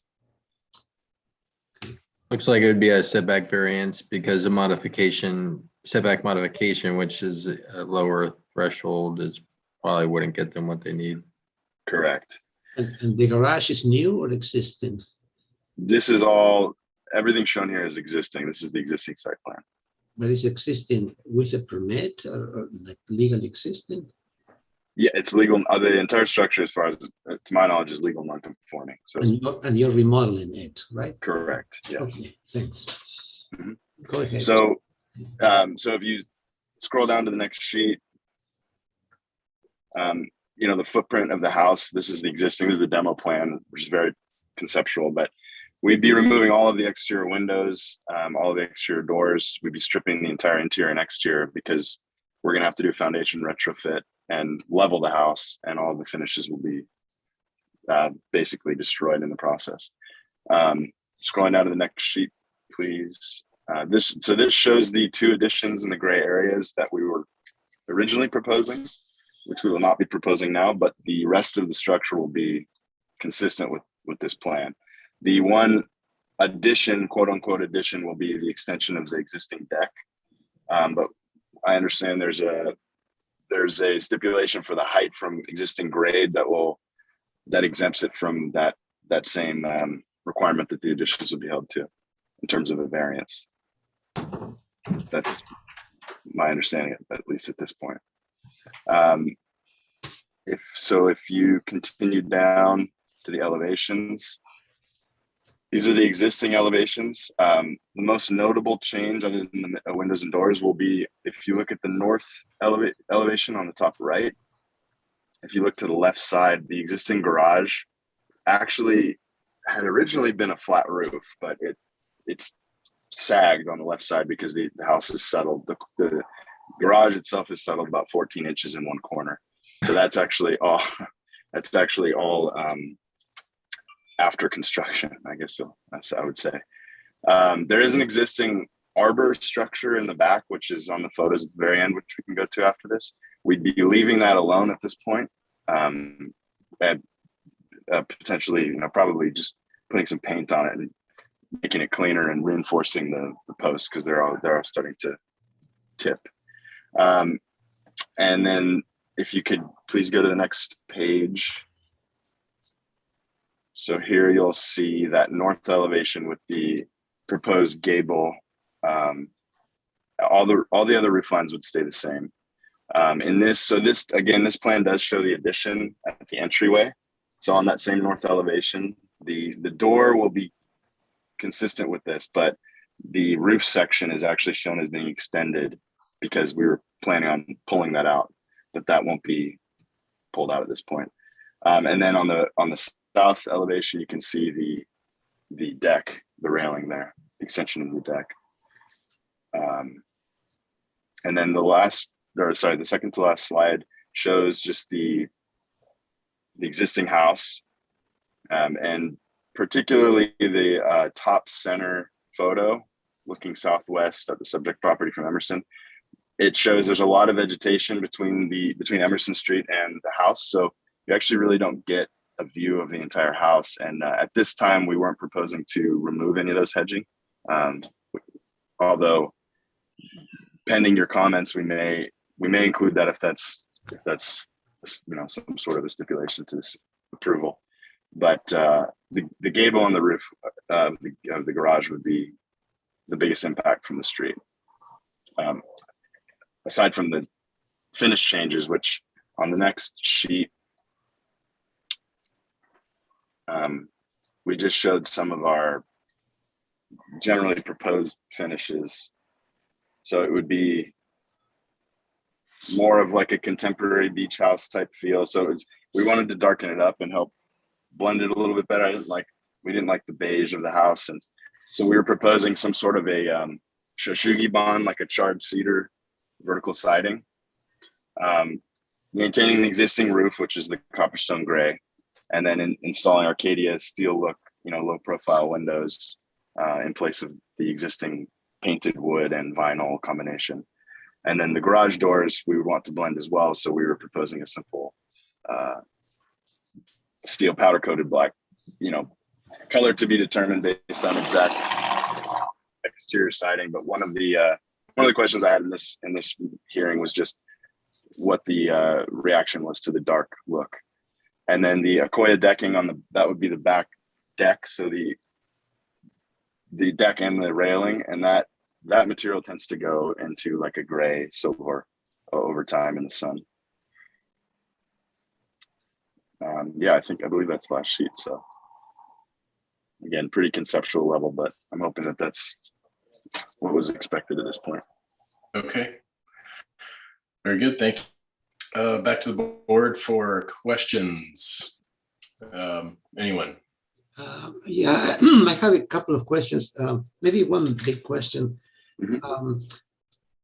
So what is the problem with that entryway and garage addition? I understand that it adds to the legal non-conforming. I mean, it's not legal non-conforming, but maybe it's a question to the planner. Would it be possible to keep it? I mean, maybe I'm making a comment now, but the question is, does the applicant really need to remove those proposed additions, or can this board help the applicant to keep those? Well, so I think what I'm hearing is those two additions are located within the front setback. Yeah, the whole house. So, the whole house. Right, and so the existing house is what we call legal non-conforming, so they can make alterations to the existing house. But the moment they make additions to the existing house, any addition has to meet current setback requirements. So it's not that they can't do those additions, it's that they would need to obtain a variance. And I think what we're hearing is the applicant doesn't want to go through that process currently because of the additional time and expense. So moving forward with the rest of the project and maybe coming back later and getting those. And the change of gable the change of roof doesn't trigger that same thing? No, because you're not changing the footprint. It's when you start changing the footprint of the building, making it larger, that's when you have to comply with existing requirements. But you can make alterations to a legal non-conforming so long as you're not expanding its footprint. So technically, the applicant can get a permit for what he's asking, and then when he's under construction, he can apply for a variance and see what happens. Is that? See what happens. The findings for variance, they're not easy. But it's not out of the realm of possibility. But okay, very good. Thank you. And so the extension of the deck is not within the setback, so that is a possibility of expansion, right?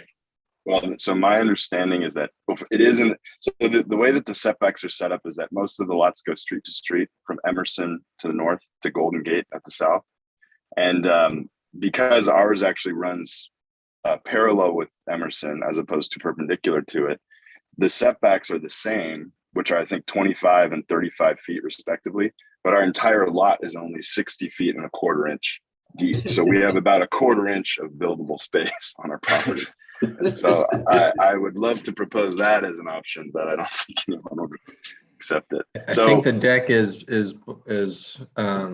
not structure, or well, is it 30 is less than 32 inches off grade or something? Yes, yeah, that was my understanding from our planner as well. Oh, okay. Yeah. So because it's under 30 feet and so forth, you basically don't actually need a guardrail, I guess, technically, and therefore you're exempt. You're okay. You can be in a setback. Yeah, technically you wouldn't need the railing. Yeah. Okay. All right. Got it. Oh, that's actually a great question. So I didn't realize that was the stipulation. So if I don't need the railing, is it going to change anything if I add the railing? Meaning, is that still allowed? Yeah, so hi everyone, this is Paige. I'm the planner on the project. Sorry. No, that's okay. Thanks, Alex, for your help. Yeah, Bailey, we still need the elevations of the deck and the railing to see if it meets that 32-foot requirement. And if it doesn't, then that could be an issue. Right. I think what I was asking was if the platform of the deck is 32 inch, it does conform with that 32 inch rule, but then we still wanted to have a railing. Would that be acceptable? I think the railing could be an issue. Really? Mhm. Okay. You guys work that out.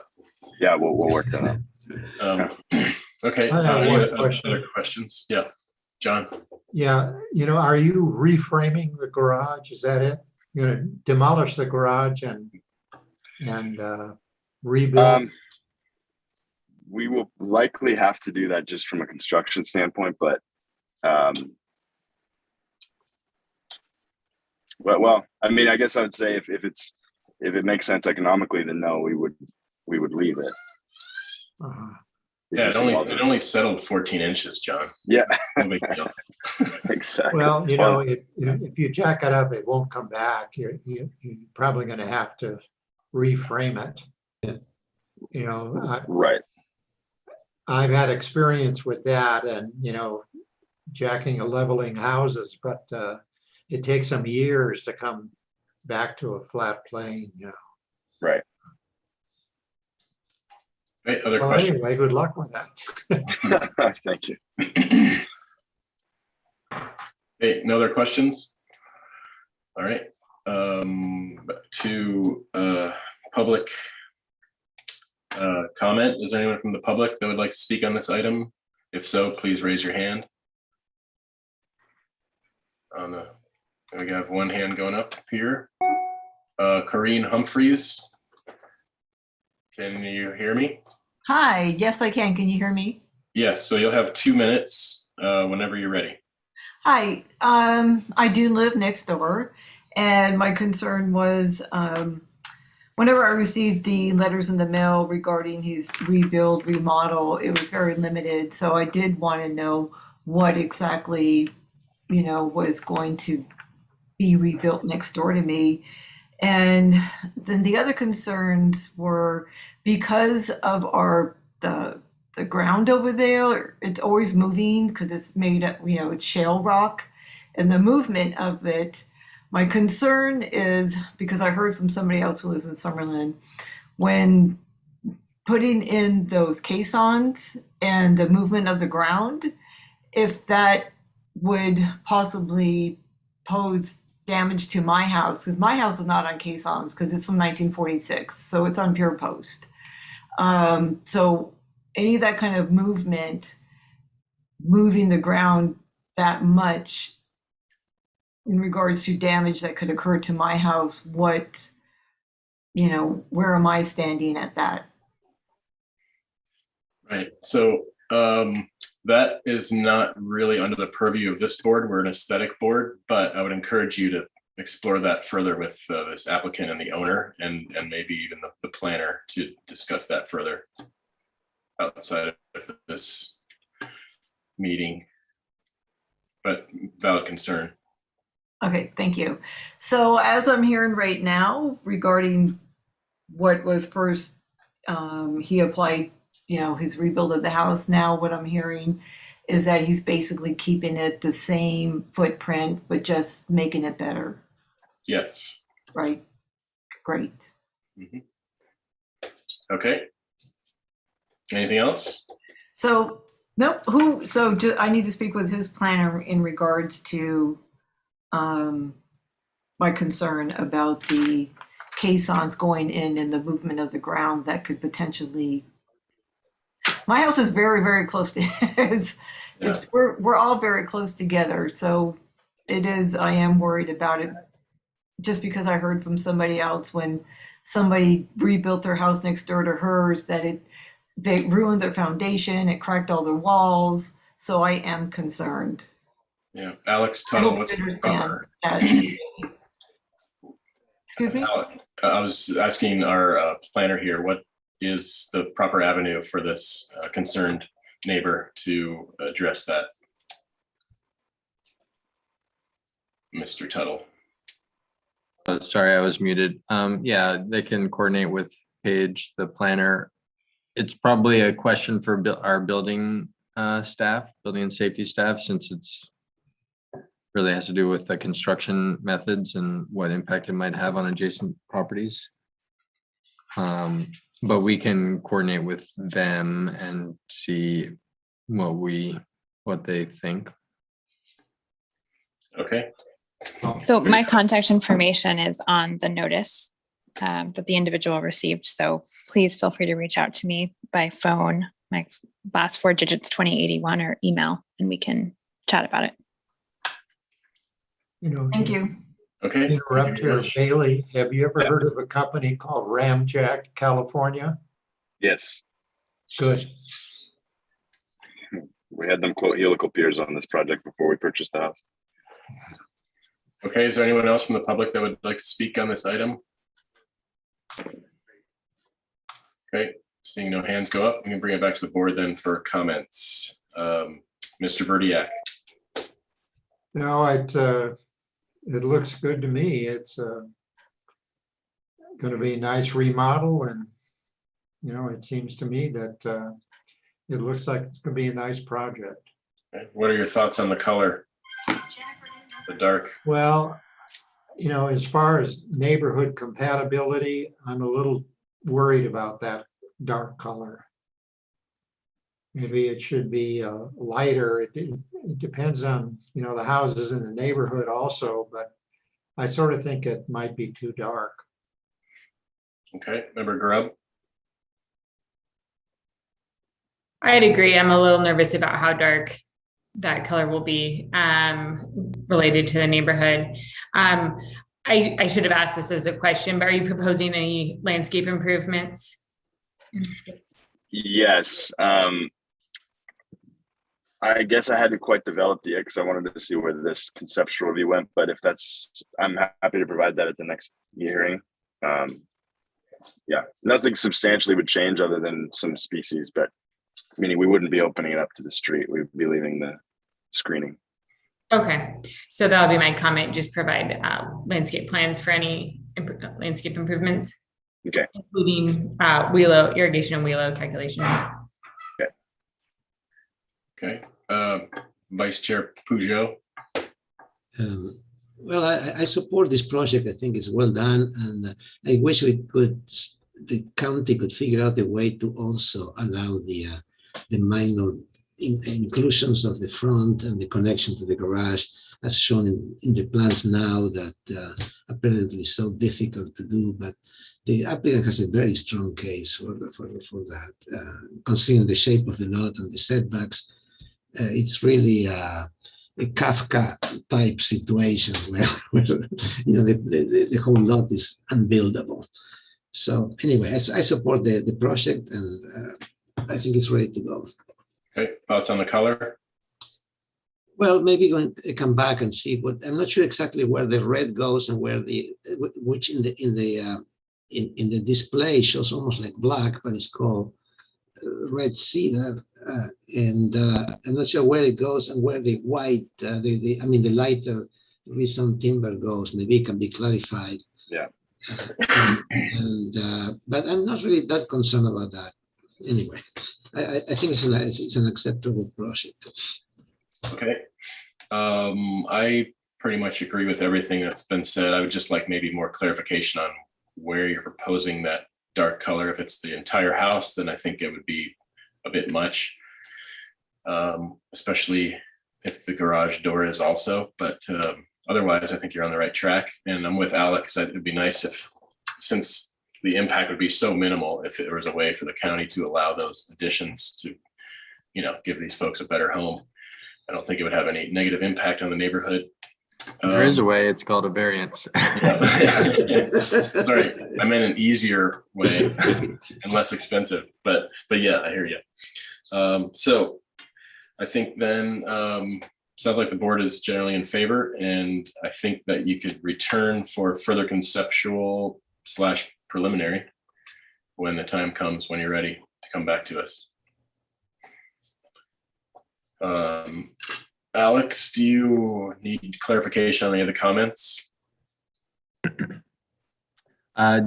Regarding the color, I was gathering perhaps that you all would like to see like colored renderings, or? Either yes, colored renderings would help, and or just more detail about where on the house. Study the color, I think. Yeah. So right now I had to Where- say color may be too dark in relation to surrounding development, restudy, colored renderings would be helpful. Yeah, it has to clarify which color goes where, because there's a light one and a dark one, and the elevations don't show which one it is, which one goes where. I think, I mean, Bailey, tell me, but I mean, you're talking about all the siding being, and Yeah, then it's just the decking. On The decking deck. is the light. Ah, Correct. okay, I see. Yeah. Okay, So it'd basically be a black house, right? I see. It doesn't quite read black, but Yeah. yes, But- ostensibly it's a black material. So I'm happy to provide model renders for the next. Yeah, it's basically that Japanese method of burning the wood. Exactly. Yeah. So I think that might be a bit much for an entire house, but we'll see what happens when you come back renderings. Okay. Okay, Very good. Thank you very much. Thank you. All right, moving on, item number 3, Thomas alterations, request of Haley Kolosieke. Tell me if I pronounced that wrong.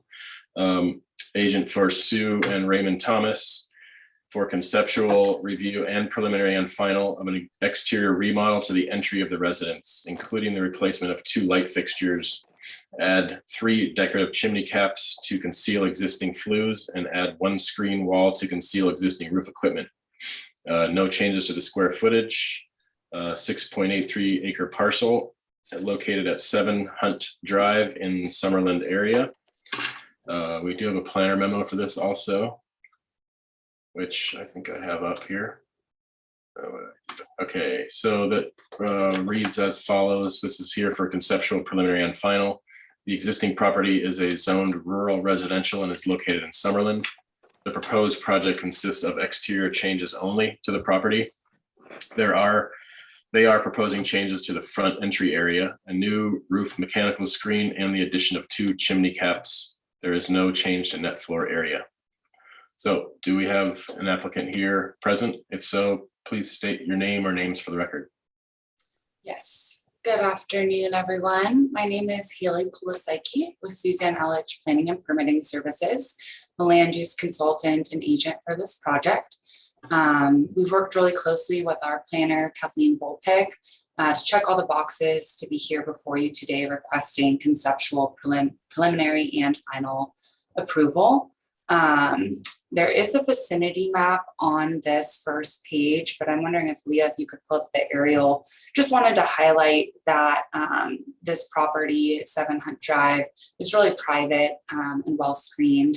I'd also like to note that the proposed scope is fairly modest, an exterior facelift to aspects of the front facade of the residence and the roof. And while I'm speaking about the roof, I'd just like to clarify one thing in the agenda. We mentioned that we'll be replacing 3 chimney caps, decorative chimney caps. And as you'll see on the plans in just a moment, we're actually only proposing to add 2 new caps. So without further ado, I would like to introduce our architect, Mr. Henry Lenny, who will be taking the lead on walking you through the plans today. And then if your board has any planning related questions, I'm here as a resource as well. So thank you. Thank you. Yes, this is Henry Lenny. I'm the architect. Essentially, what we're doing to this project is purely cosmetic. The house was built in the late 80s by Paul Unander, and I think he was a contractor as well. But the idea is to keep everything the way it is, but just have a better presentation from the street. Right now, the house is dated, and my clients wanted to just upgrade it and make it nicer, without making any additions. So maybe we should go on to the next page. We would show what the house looked like. And the house is actually down from a Hunt Road. In other words, you have to drive down a bit. So when you're in front of the house, this is exactly what you see. It's quite visible. And You can see the entry is this huge arch with a lunette, which is not really traditional at all. There is an existing wood door, and then the chimneys, the two chimneys that you see there, were never finished. And so my clients wanted to make that completed and make it a little nicer, which will comprise strictly out of basically putting a hood on top of it out of sheet metal and stucco or something like that. If we go on to the next page, we'll go quickly through this, but this is really the site plan, which indicates that obviously we meet all the setbacks and so on. And there is a highlighted area in the front, which shows the scope of work in front of the house. That's it. Next page. What are the little red indicators there? Well, that shows the width of the setbacks. Okay, just an all example. the way around. Got it. Yeah. Okay. This is what the existing house looks like currently, and these are the existing elevations that were done by Paul, again, in the late 80s. And this just gives you an idea how, essentially the house is well proportioned all in all, but again, it's a little dated. So going on to the next page, which is really the critical page here. The elevation on the left, top left, it shows what it exists today. The elevation right below, it shows what the demolition and revisions are under the scope of this project. And again, we're planning to completely redo the entrance without structurally changing anything. In fact, we're going to be filling in some spots and then placing a new door based on the existing opening as we have it now. If we go on to the proposed elevation that we have there, beginning from the top, you see the two proposed chimneys caps that we're proposing there. Right on the right-hand side on the roof area, there's a very visible mechanical equipment up above. And what we're planning on doing is actually creating a wall that would be stuccoed. And the wall itself, hopefully, will be made out of foam blocks, so that not to add any weight. And on top of that, we'll have a cap of roof tiles.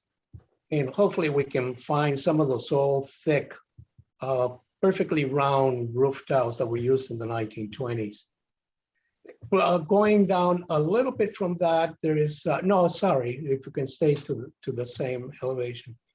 That existing wall above the circular window that we have there, we're also planning on putting on the right-hand side, some tile above that and some tile on the roof of that round bay window, which is projecting significantly, and there is enough room to provide some tile just for interest. At the entrance itself, I don't know if we can zoom into the entrance because that's where most of the things are going to happen. Perfect. Oh, okay. What we're proposing is staying within the same opening and providing a single leaf door with a frame all the way around. Then once we cover or we fill in, we're proposing on putting some Montecito sandstone arch that will cascade down to the very bottom and will continue on to the bay windows on the right and on the left. And right in front of that, we're proposing on putting a couple of, glazed urns there. Now, the lights that we're using are the Barcelona lights, and if you need some reference on that, they're everywhere in town, in El Paseo and some other places downtown. And those are custom-made lights. And they're in size, they're medium, and that means that they're about 30 inches high altogether. They're all handmade, and the top is solid, and we'll talk about that when we get to the details. Oh yes, one other thing. Right in the eave, there's an existing molding which we would propose to paint the similar color is the sandstone, similar. You can never get it perfectly. And then right below that, the proposal is to get some 12 by 12 terracotta tiles, cut them in half at a 45-degree angle, and apply them to the stucco area. Now, keep in mind, this portion of the wall would have to be restuccoed because currently there is a much bigger opening. My hope is to try to bring the stucco right against the tiles so that there is really not too much of a reveal, or that I don't want the tiles to look applied. I would like to see the tiles being engaged. And similarly to the sandstone cladding that we're putting on. If we go slightly to the plan below, yes, this indicates where most of the scope of the work is going to occur. Now, it also highlights the two chimneys, which are the most visible, even though there's a number of them, but they're not visible from the street. Those are the ones that we're going to modify or placing a cap on them. If we go on to the next plan, this is the roof plan, which it just indicates where the mechanical equipment is and how the screen wall, can you focus a little? Sorry, it's working on it. No problem at all. I think. It actually looks nicer blurred. But anyway, you see, this is the wall that we're proposing. And again, we want to make sure that that wall is thick enough so that we can actually put some tile.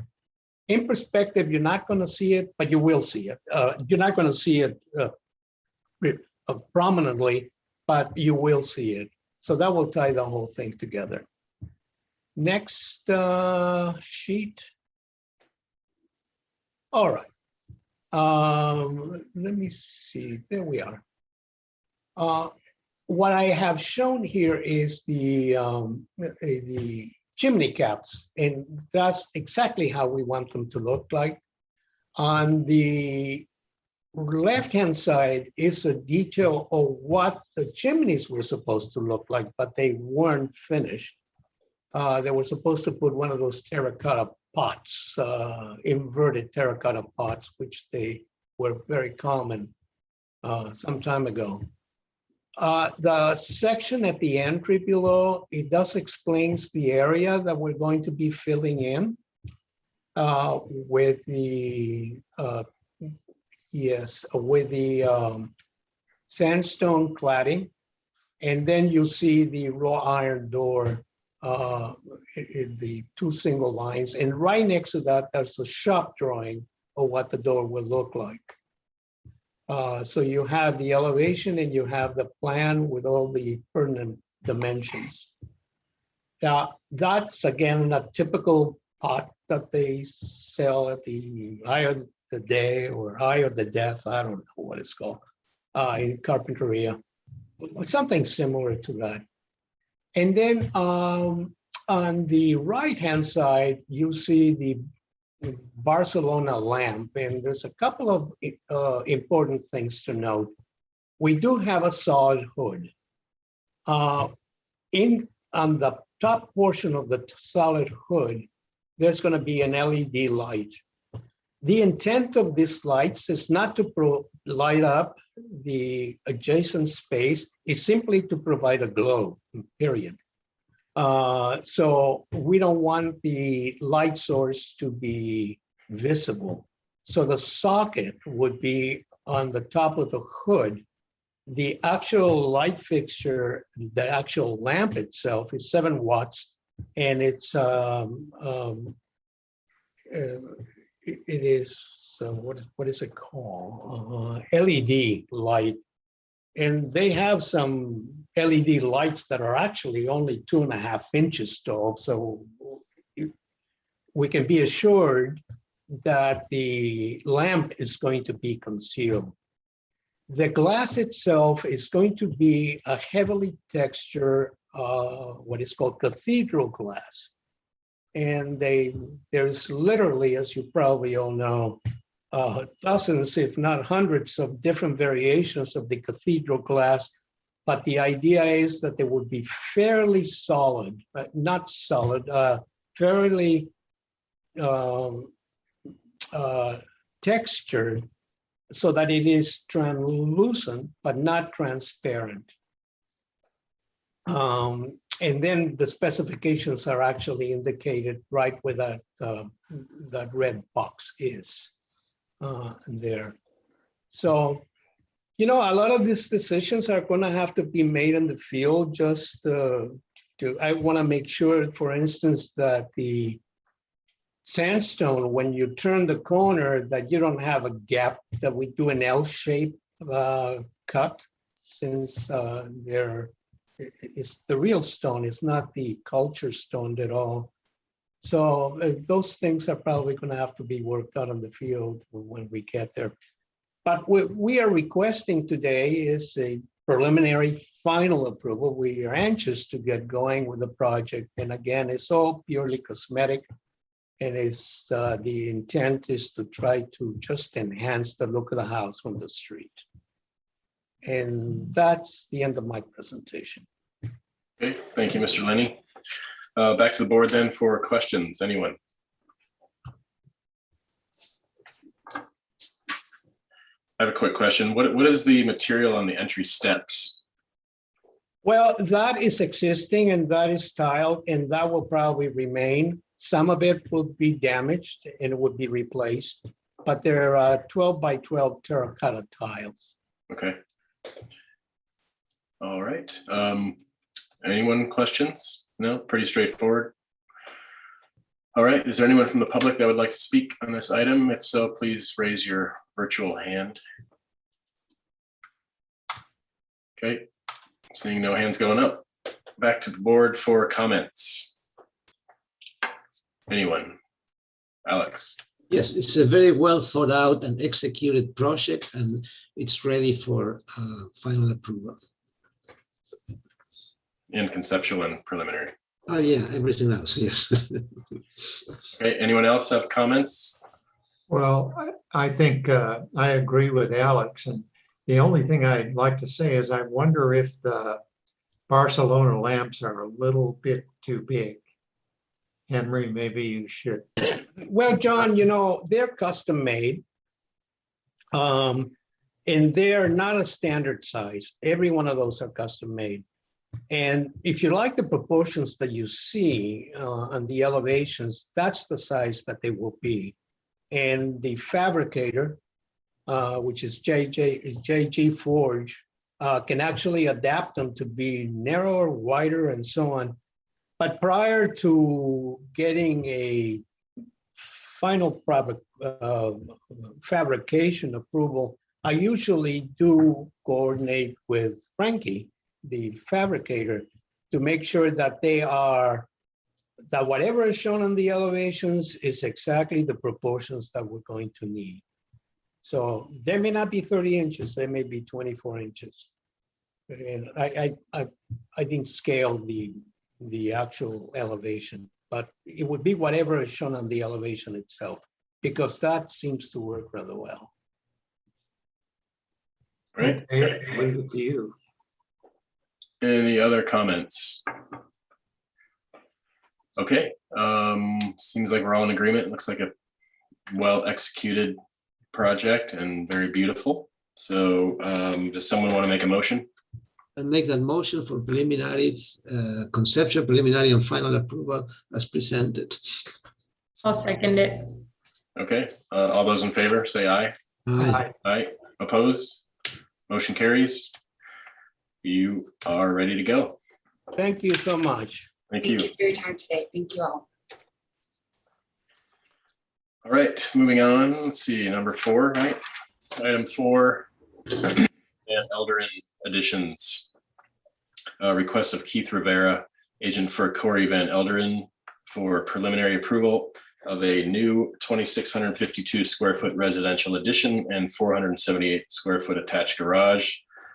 This will not require grading. This is a 0.5 acre parcel located at 1180 Camino Moreno in the Goleta area. Last heard April 16th of this year. There are several comments which I will now read. The board is supportive of the project and appreciates the mix of roof pitches and materials. Project plans are well presented and easy to understand. Architectural style, mass, bulk, and scale are appropriate. B, study materiality of garage door. One member objects to the translucent door. C, study ways to soften the outdoor-indoor transition with the addition of trees or a trellis. D, study possibility of tree at front entry. E, restudy location of front door. F, return with landscape plan showing existing and proposed plants. Focus plan on front yard as it presents to the public. And we also have a planner memo, which reads as follows. The project is here for preliminary. Planner comments, this project was heard at the April 16th, 2021 SBAR meeting and was recommended to come back for preliminary approval. Since then, the project description has changed to include demolition of the residence and reconstruction with the same size, location, and design as the original submittal. This is required because of significant foundation damage discovered during engineering reviews. So, sorry to hear that, but back, do we have an applicant here? State your name for the record, please. Yes, Keith Rivera, architect, and I also have Jessica Harlan from Barefoot Design to present the landscape plan. So, yeah, as the planner memo mentioned, you know, we had some structural investigation done and with some updated geotech information. It just wasn't feasible to save the existing structure. So we're just going to rebuild it in the exact same location and configuration you saw last time, but it will just be all new construction now instead of a mix of old and new. The other kind of program wrinkle on this that you'll see today too is that this started out as kind of a speculative development project. Since you saw it last, one of the investors has taken it over as his personal home. So there's been a few minor tweaks, primarily interior, but there's maybe a little more landscape program for the rear yard that Jessica will show you, and that includes now a swimming pool and a small little barbecue gazebo, which we'll also present to you. But as the minutes stated last time too, we are here for preliminary and final approval, hopefully, if the board sees so. So if we could go to page 7, please, the site plan. Sorry, could you repeat that, Keith? You said for conceptual.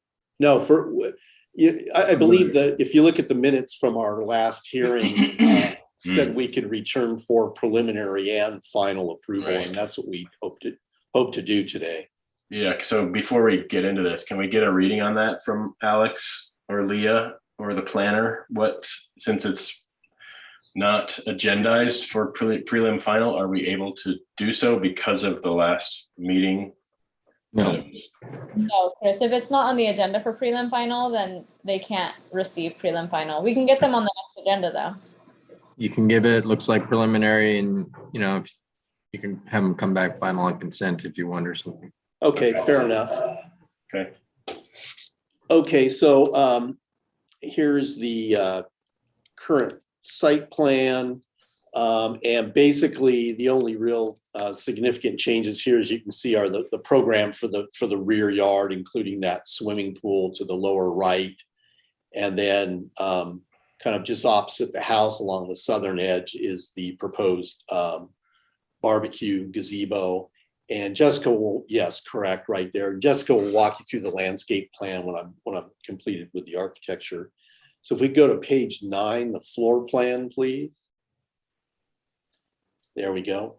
And along with the kind of new ownership, there's just been a few minor interior changes that had a little effect on the exterior, primarily along the southern side. So if you look at the southeast corner of the garage there, just exactly right there, that originally was a mechanical room. It's now become a small bathroom with exterior access. So there's a new door there.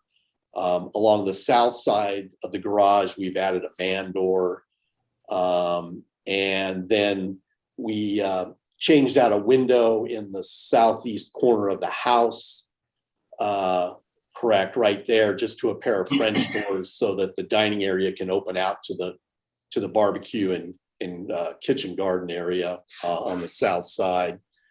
So if we could go to page 11, please, the elevations. There we go.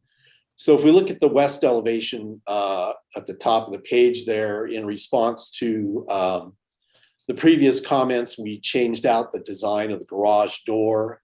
So now it's a horizontal wood material that kind of ties in with the wood fencing on the property that we'll show you the detailing of in a moment. And then we've minimized the glazing. So there's just a row of windows at the upper portion only, and those will be a sandblasted finished glass. Jessica will walk you through the front yard landscaping, which we've added the trees in the entry area that I believe the board was looking for.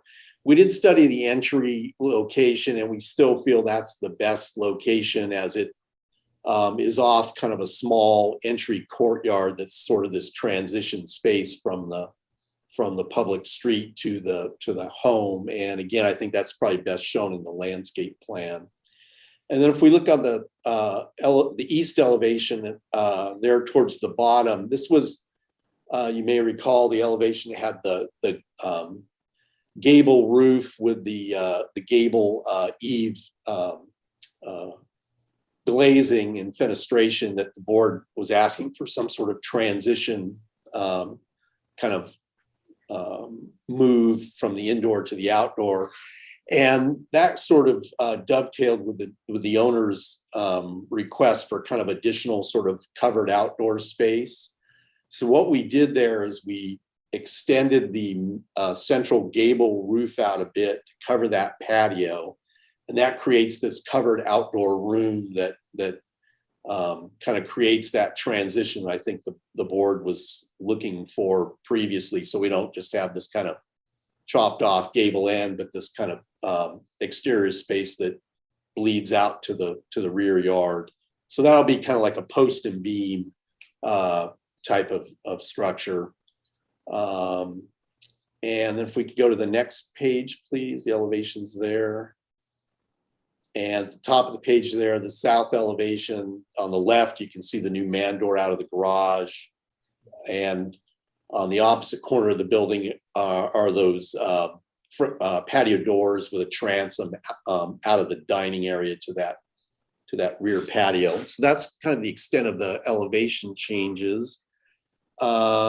If we could go to the color and material board, please. Is that a separate file? Yeah. Oh, I don't think I have a separate file. Let me see if it's at the end of this one.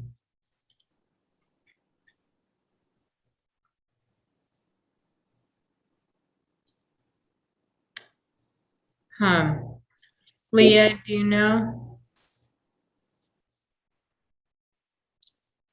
Well, perhaps we could circle around after we're done and I could pull it up on my computer if, you'd let me share the screen. Okay. In the meantime, Leah, can you check if there's a missing color board? Yeah, let me touch base with the planner and see if I can get it figured out. Okay, thanks. Okay, in the meantime, why don't we go to page 13, please? So this is the little barbecue gazebo that was added to the program. And again, this is off the southern edge of the house, kind of adjacent to the pool. It's just kind of a small post and beam open air structure that kind of takes its architectural cues from that covered outdoor patio. It would tie in material and color wise with the house. The low serving counter there would be clad in the same horizontal siding as the house too, to further kind of architecturally unify the two structures. So that's the gazebo in a nutshell. It's a pretty simple little structure there. And we took some time coming up with its final siting in the yard to be able to save some adjacent oaks, which Jessica can show you. If we go to next page, please. And just to show you the proposed exterior lighting, over in the left-hand corner there, that's just a kind of simple geometric sconce with only a downlight component. So it's a dark sky LED fixture, and that's used throughout the exterior. So that's kind of the outdoor lighting. If we go to the next page, please, page 15. This is just the exterior cladding detail. So for both the stucco and the horizontal fiber cement siding, we're detailing all the transitions and corners with metal reglets to give it a really clean, kind of more contemporary look versus kind of traditional detailing and trims. So again, that kind of ties back to the original sort of updated kind of rural, modern rural look for the home. Next sheet, please.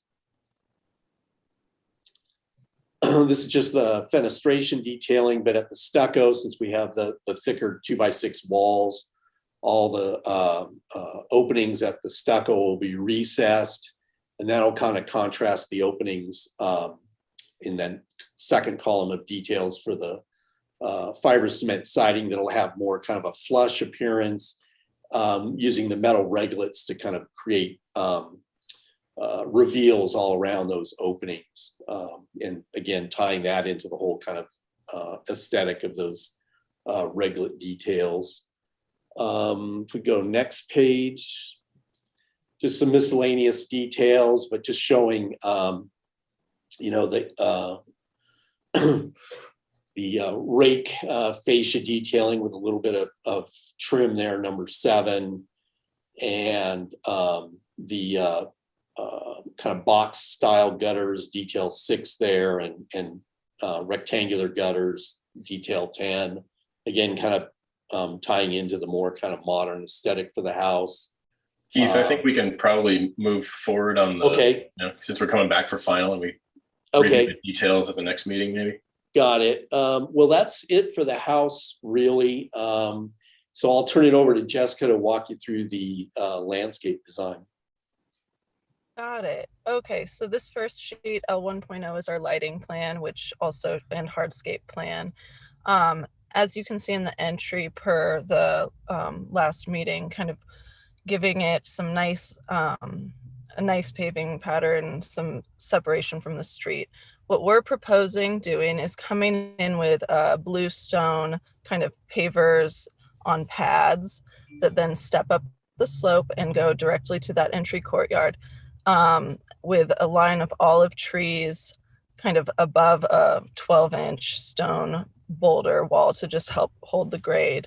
The driveway is going to be poured in place concrete slabs with a gravel infill that then goes over to a small like additional parking spot that will be turfcrete with gravel infill as well.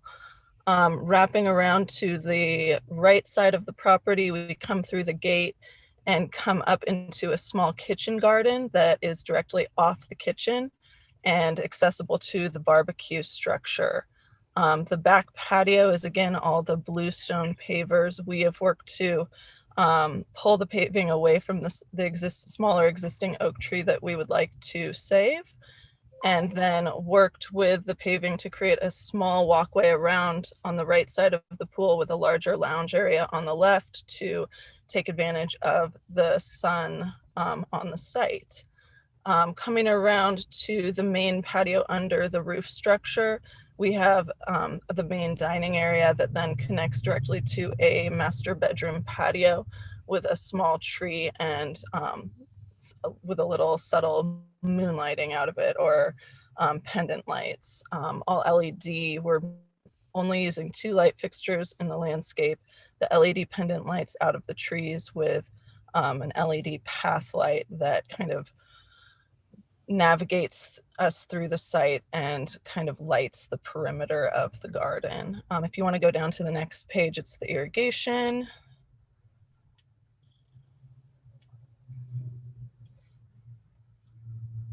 We are primarily using drip irrigation in every aspect except our lawn area, which we will be using rotary MP rotator nozzles. We will do root watering system on all proposed trees. Pretty simple. On the next page are our water use calculations. We have kept it under the prescribed, our estimated water uses under the maximum applied, with some, obviously, a little bit of detailing. And then if you go to the planting plan, I can walk you through that.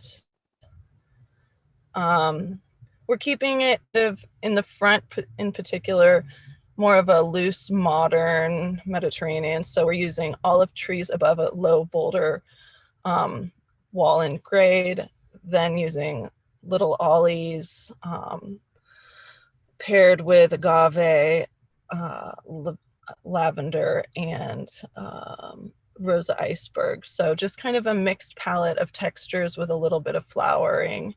And then in the backyard, it's a little bit more woodland garden because we have existing tree canopies. We're going to be using oak leaf hydrangea with a buddleia and westringia.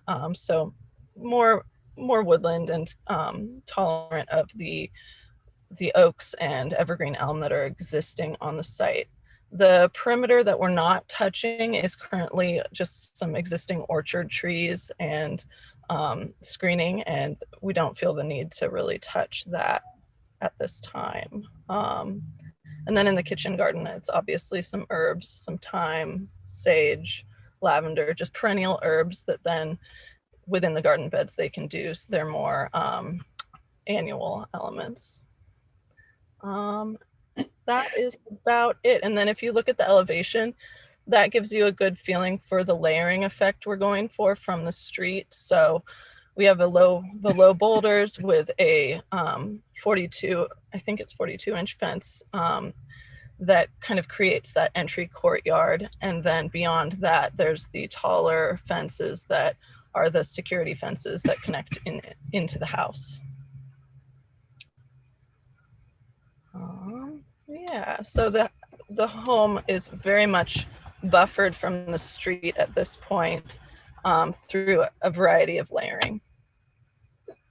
And then as far as the lawn species goes, we're proposing using buffalo grass, the UC verde. So we're trying to, even though we have a lawn, we're trying to cut back on the water use by using a more tolerant variety. And that's what I got. Okay, thank you. Okay, that's our presentation. And again, we would ask the board today for preliminary approval given the noticing, and we would like to request then coming back to consent for final as soon as possible. Okay, very good. Thanks for your presentation. Back to the board then for questions. Anyone have questions? I have a question. You know, what size are the posts in your back patio cover? They're 8-inch. Okay, thank you. That was my question. Okay, anyone else? Questions? I have a couple, I think, or maybe just two. The Turfcrete guest parking, what is that material? Is that just that, lattice looking concrete? The concrete blocks that are on a lattice with voids that then can either be planted or filled with gravel to maintain permeability. But I don't know about you, but in my experience with tire tracks and tight turning radiuses, planted elements are kind of hard to maintain. So Yeah, just it never use works. but just using the same gravel we're using on the concrete driveway with the strips and bleeding that into the permeable parking. Okay. And then as far as the layout goes, it looks like it might be hard to park there. Have you done the studies on, the turning radiuses and all that? And also, you don't have the sort of curving part on the side, so you'll be driving over that corner. I'm just wondering if you've done the study on the parking layout. It's not like from an official standpoint, it's more about there's a current parking area there where you can nose in, and it's just about giving them a little bonus area. But I think if we even just extended one of the concrete strips over in that corner to try to ease it, it should be, I'm happy to do an overlay with turning radiuses and make sure that it meets, that you guys are comfortable with it. Okay. Yeah, it just seems like it'd be hard to get two cars in there. Yeah, in all reality, it's probably more of a single car space. Yeah. The other question I had was regarding the pool location. So in the lawn, what's that tree that's existing there? Is that a big oak? No, it's a large pineapple guava. Oh, wow, it's huge. Yeah. Did you give thought to lining up the pool with that great room as opposed to off into the corner? We did. We explored that, and we very much want to keep that existing evergreen elm that's quite large and creates the tree to the left with the stone around it. That's in the lawn area. Oh, Yeah, there. So that tree is a big existing or Chinese elm, and we all felt that removing that to accommodate a pool and the caissons and footings that are required would detract from the kind of woodland experience and buffer they have between the neighbors. Okay, so which one's the pineapple guava? Is that the one where the pool is going? Yes. No, right in the middle of the pool. The one that's showed is removed. Yeah. Oh, okay. All right, very good. Any other questions? Okay, is there anyone from the public that would like to speak on this item? If so, please raise your hand. Okay, no hands going up, no letters. Back to the board for comments. Mr. Vice Chair Peugeot. Vice Chair today, because I don't think I'm the Vice Chair, if I remember correctly. Temporary Vice Chair. Acting Vice Chair, sorry. Vice Chair, okay. Well, I think this is a very great model representation of mid-century modern. It's very nicely detailed. I spent some time looking at the details.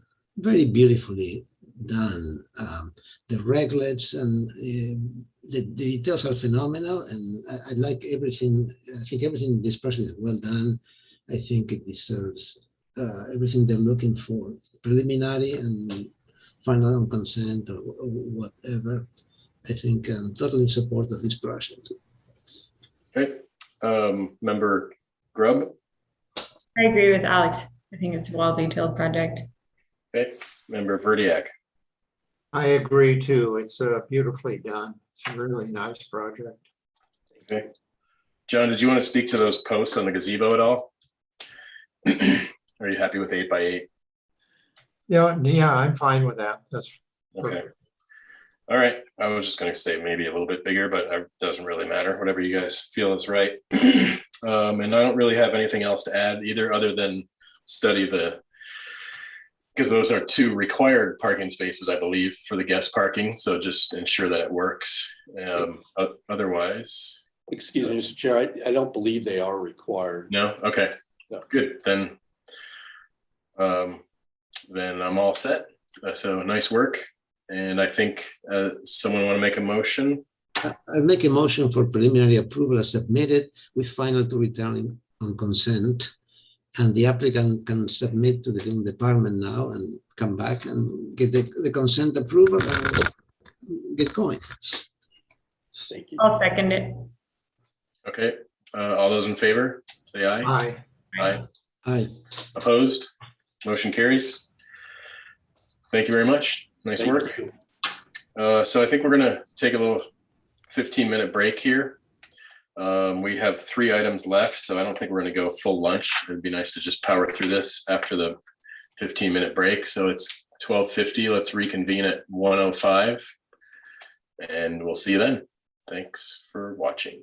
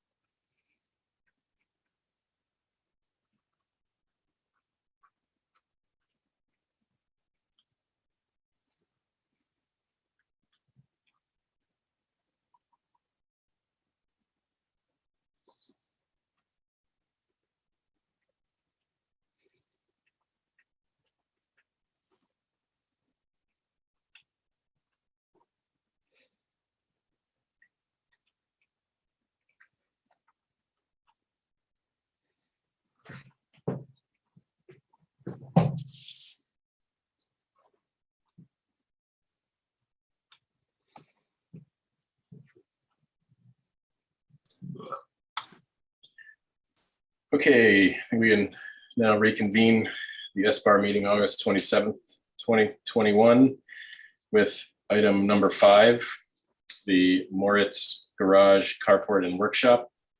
This is the request of Carla Moritz, the owner of the property, for a further conceptual review of the as-built 143 square foot accessory structure, 120 square foot shed, and a 639 square foot deck and a 253 square foot deck. This also includes an as-built 245 square foot one-car garage and 250 square foot carport within a 250 square foot workshop above the garage.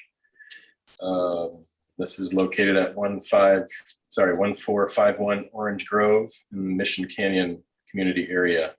Last heard, March 18th of 2016. So do we have the applicant here with us? If so, please state your name for the record. Hello, my name's Carla Lieblein Moritz. Hi, Carla. So we had just a few comments from last time, and we have a planner memo. So I'll read those and then hand it off to you for your presentation. Comments from last time: keep addition in barnwood instead of mixing materials, and study details carefully. And the planner memo reads as follows: this project may proceed for conceptual approval. Planner comments: this land use permit will resolve existing zoning violations on the property. The project was last seen on June 7th, 2019, where it was continued for further review. The yoga room and shed are fully within the rear setback of the property. However, since both are accessory structures that can be allowed so long as they do not exceed 40% of the required setback. The shed, yoga room, and deck areas take up only about 16% of the rear setback area and thus are consistent with county policy. So, Ms. Moritz, if you want to just tell Kaylee where to go on set, you can proceed with your presentation. Okay, good afternoon. I do have the designer and engineer here. Garland Alexander is here also.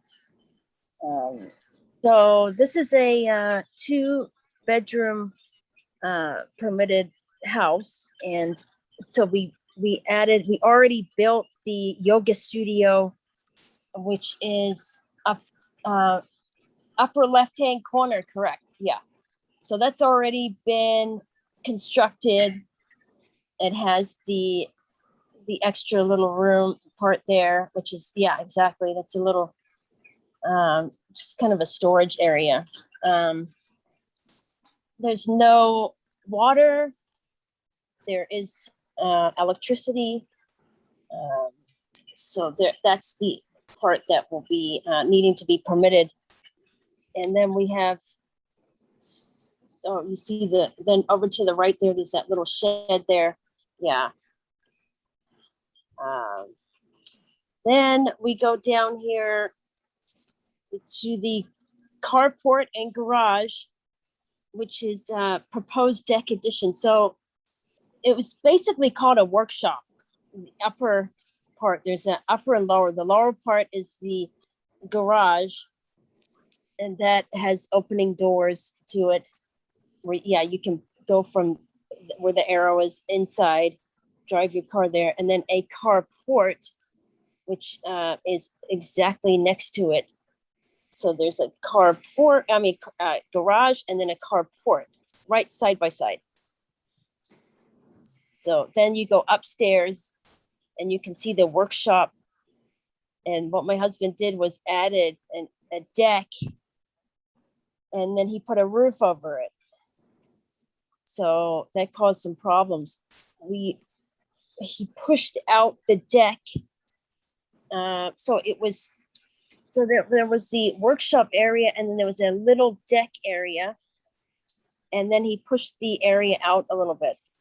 So then it goes over the stairs, kind of. See how the stairs go right? Yeah, kind of goes like there.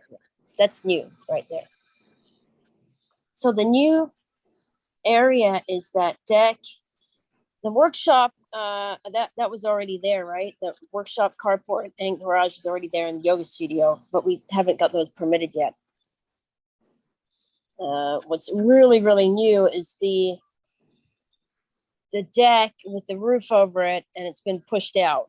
That's the super new part. Otherwise, everything else, I don't think there's an issue with. So that's about it.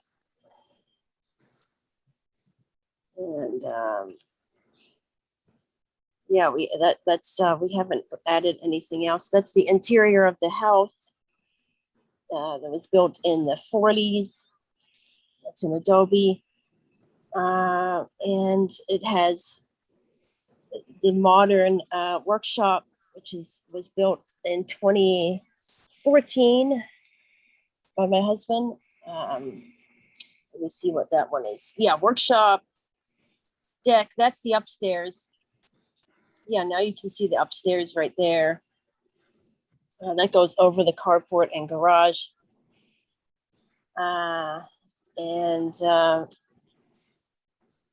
The workshop does have a bathroom and I'm sorry, does have a toilet in there. Toilet and sink.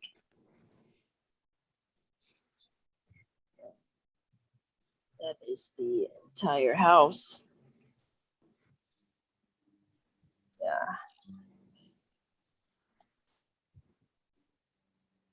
That's the view from Orange Grove, looking at the house from the street.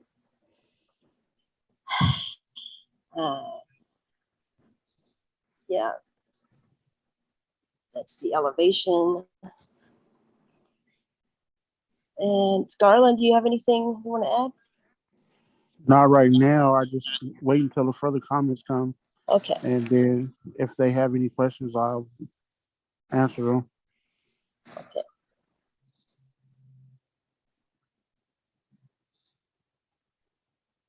Okay, those are the elevations for the house. What is that part? Let me see. Shed.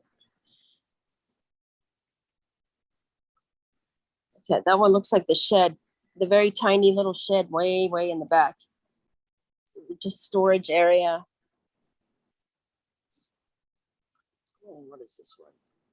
It's back to the yoga room in the upper left-hand corner. Yep. That's the last sheet. Okay, so one of the comments was keep addition in barnwood instead of mixing materials. Is that called out anywhere? Did you address that? Or is that still a thing? The addition. Okay, I'm thinking which addition is that? Is that okay? Like I don't know if that was the yoga room or were they talking about the carport? It must have been the yoga room. I'm thinking the yoga room, but that barnwood, there's some wood that my husband did get from a hotel, from some leftover wood that he put on there. I can call him too, and he can also participate if you would like that. Do we have any photos of the structure? Yes. But did we already go through those? Did I miss it? No, I can take photos right now. Put it in the box, Chris. Well, let's see. There's none in the, right, okay. Okay, well, we can maybe bring those next time. Yeah. Okay, is there anything else that you wanted to let us know? I could take pictures. I can. Yeah, we're kind of losing you there, and we're not going to be able to see them because you're so small on the screen. So maybe next time you can bring some, submit some photos with the rest of the material. And so it sounds like we can move on to questions from the board. Okay. What was that? I think we can move on now. And if you have nothing else to share, then we can go to questions from the board. Okay. Yeah, so all of these structures have already been built without permits. Is that correct? Yes, correct. And we don't have photographs. Is that correct? Well, there was a planner that was working on this, Cindy Souter. I'm not sure what she submitted. So she kind of like cut out and got a different job halfway through this. So okay, all right. So I have no more questions, Mr. Chair. All right. Anyone else? Questions? Is there a planner assigned to this? Oh, sorry. It's listed as Chris Schmuckel. Chris, are you here by chance? he said he's going to have his day off today. Oh, that's not good timing. I have a question. You know, it appears that these two sheds are in the setback. Now, those are existing, is that right? Yeah, so we had that addressed by the planner in the comments, and he says that the yoga room and shed are fully within the rear setback. However, since both are accessory structures that can be allowed so long as they do not exceed 40% of the required setback. So then the shed, yoga, and deck and all that only take up a certain percentage and thus are consistent with county policy. You know, So they appear to be. It looks like the setback line, you know, in the front is, I don't know what that is. Are those correct?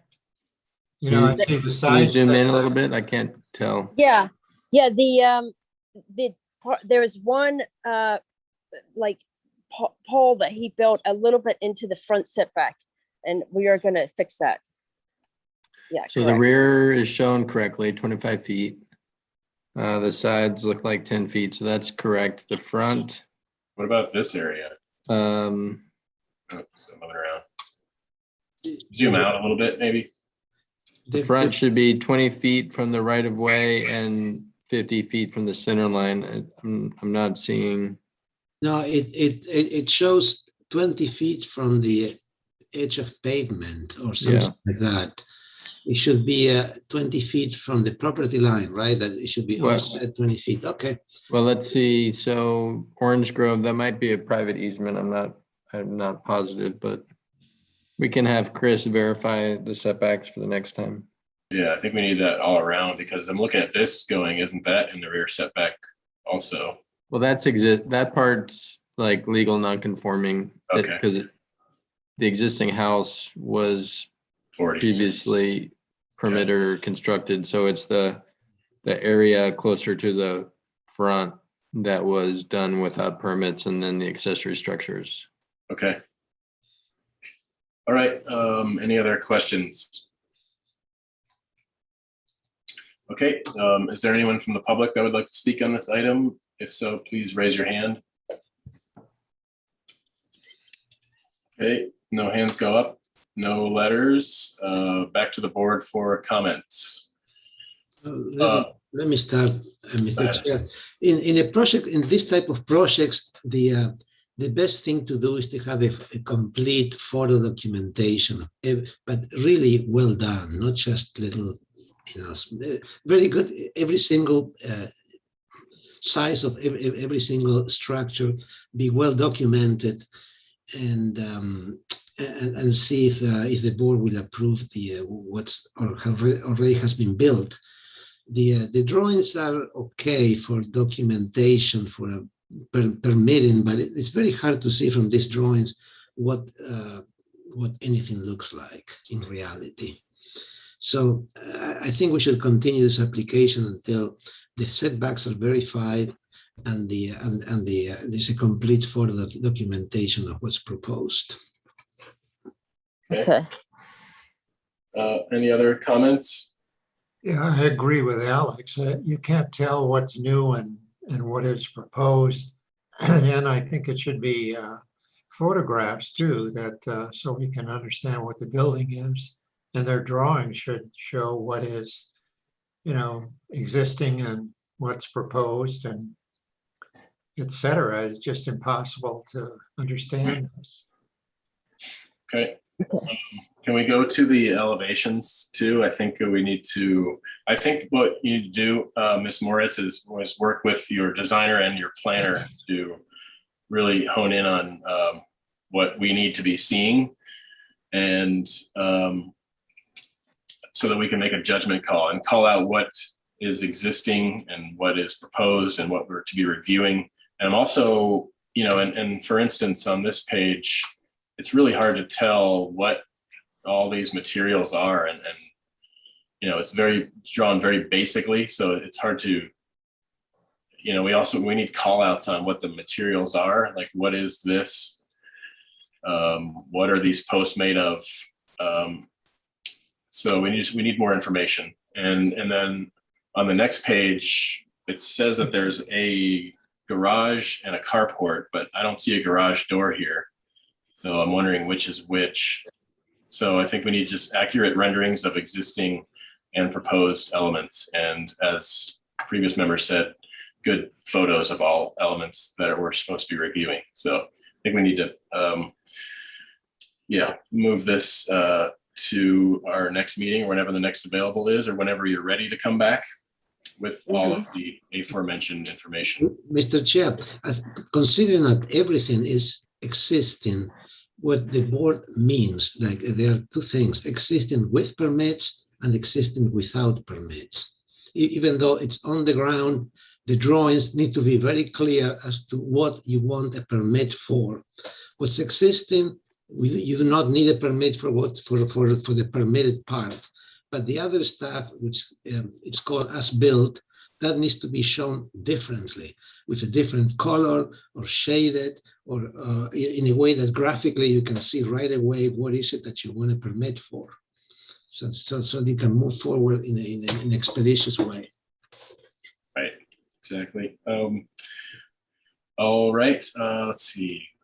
So returning for further conceptual, should we add preliminary to this? If all the documents are in order, then I think it should be fairly straightforward. And if everything works to our satisfaction, then we can give them a preliminary approval and help them move along quicker. Is anyone opposed to that? It's fine. It just seems like it needs the drawings need to come up a notch, and we need to see exactly what's being proposed, because right now this application is really incomplete. Right, exactly. Okay, and another, for instance, here is, it just appears the drawings are not completed, and there's probably posts here holding up the stair, and probably a stringer line here, and so just more complete, accurate representation is what we're looking for here. So push for further conceptual / preliminary when the applicant's ready to return. All right, any questions from the applicant on what we're asking here? No, we're fine. Thank you. Okay, very good. Thank you very much. Then we can move on to item number 6, which is the Wilson addition and exterior alterations. Request of Gregory Jenkins, agent for Carol Wilson, for conceptual, preliminary, and final review of a 24 square foot entry addition. There is a 1,700 square foot single family dwelling and a 450 square foot garage on the parcel. There's no grading proposed, and this is located at 459 Harvard Lane in Goleta. So again, do we have an applicant here? Please state your name for the record. Yeah, my name is Greg Jenkins. I'm the architect representing the owner. Hi, Greg. Thanks for waiting patiently. I know you've been here all day. That's all right. So whenever you're ready, you can just tell Kaylee where you want to go in the drawing set. Yeah, so you've seen there's the front photograph. If we go to sheet 2, the site plan, I'll give you an idea what we're proposing. So we're proposing a whopping 24 square foot addition. So if you zoom in on the site plan there,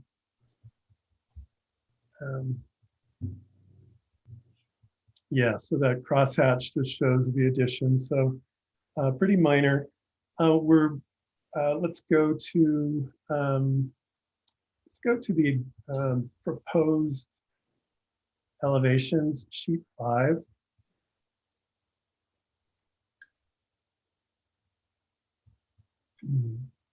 So I'm sorry, let's back up, go back to sheet 4, sorry.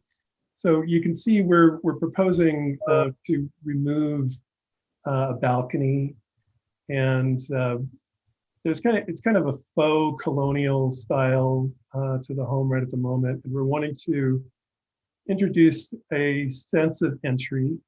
Right now, you enter into a hallway more or less, and so by doing an addition for the front doors would create more of a sense of entry. So if we go now to sheet 5, so you can see that going a craftsman style with a more handsome facade. So removing the red brick in favor of a stone wainscot on either side of the entry projection. And we're, introducing some nice trim on all of the exterior windows. Right now, it's just basic tract home fenestration. So by adding the trim around all the windows, we just dress it up a bit. We are proposing, as you see on the south elevation, we're proposing 2 new little windows on either side of the fireplace. And then additionally on the north elevation, we're proposing 1 new window there as well. Some minor changes in the rear, the west elevation. There is a large sliding glass door in the lower right that we're proposing just to go to a pair of French doors. So there's your night-friendly carriage light that we'll be incorporating in the project. And all material is staying, at least the roof material is staying as is. It's a composition, dark composition shingle. I know I submitted separately a color board for you to see that. I don't know if that's something we can pull up. Yep. Yeah. Yeah. So that gives you an idea. Fascia and trim going with these don't quite scan in as well as the real deal, but going to the proposed elevations again.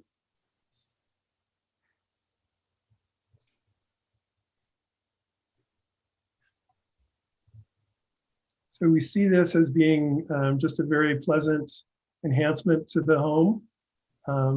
Gets rid of some dated faux colonialism that was kind of popular in the day. And so we're happy to answer any questions that you might have. Okay, thank you. Questions from the board? Anyone? I was just curious, you're removing the whole porch, I mean, the whole deck, huh? Yes. Yeah, okay. Yeah, it's they don't use it. It actually, walking on it, it's showing some signs of dry rot. And so. Okay, all right, very good. Are you cutting back the roof line at all?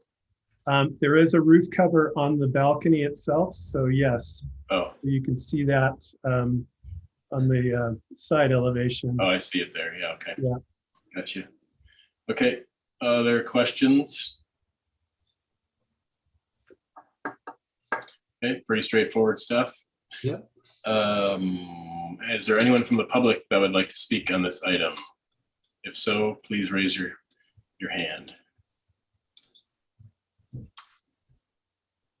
Okay, seeing no one, no letters were taken in, we can bring it back to the board for comments. I'll just open it up again to anyone.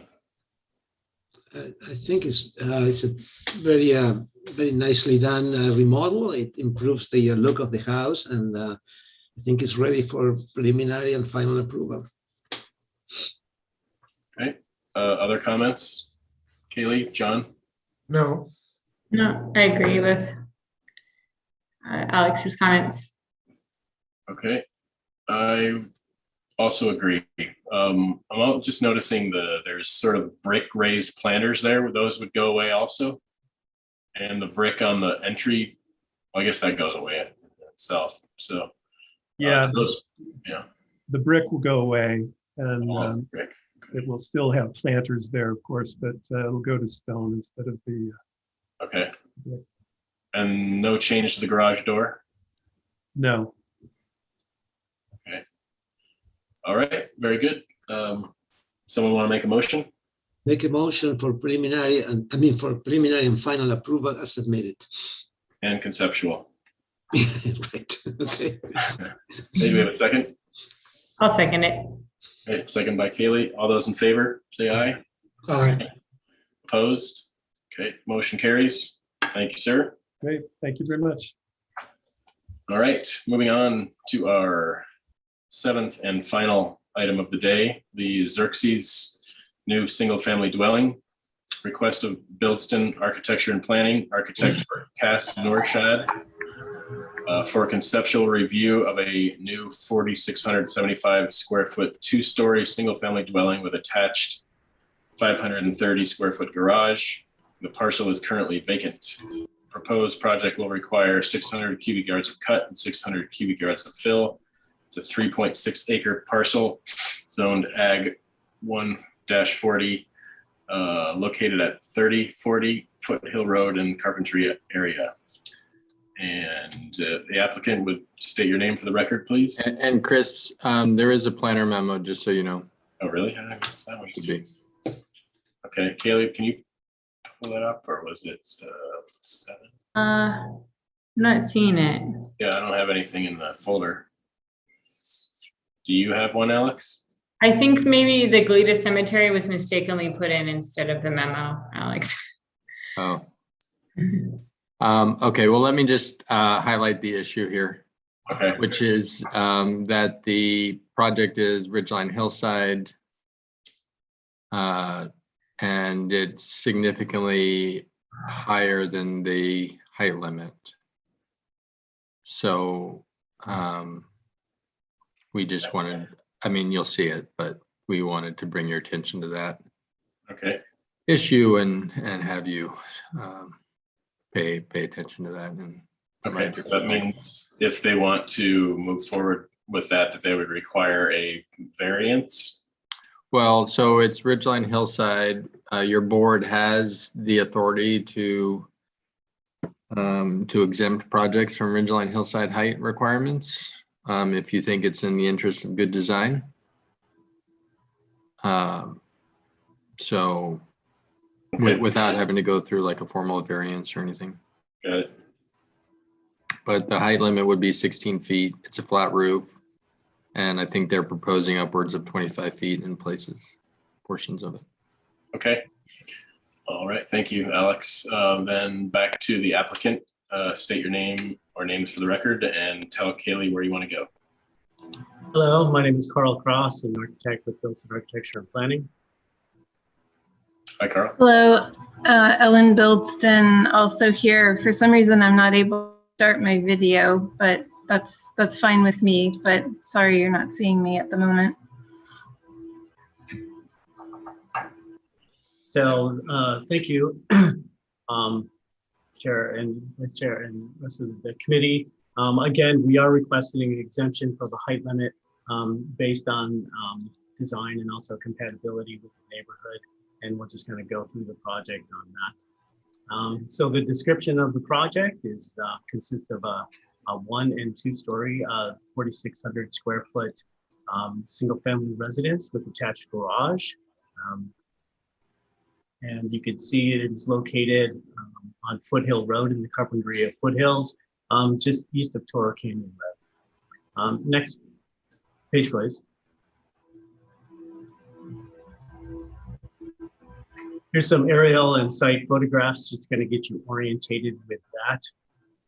The key thing about this property was that in 1999, the county has already established development envelopes for the property based on just the kind of ag lots and kind of a preservation of the orchards. So one of the challenges that we have in regards to the project is having all of the development being the hardscape, retaining walls, primary residence, motor court, turnaround space, landscaping and hardscaping be within that development envelope. And there are 2 on the property. The main one that you see where those cars are parked is going to be where the primary residence will be located. So you can see in photograph 1, just kind of the envelope just below that little service road there where those cars are parked. Number 2 is kind of an aerial above the development envelope, keying in some areas. Number 3, you could actually see kind of the outline of the property lines and the relationship of Foothill Road to the site. One thing that is clear from Foothill Road, because of the cypress trees and the orchards and the other landscaping, you really cannot see too much of the proposed structure.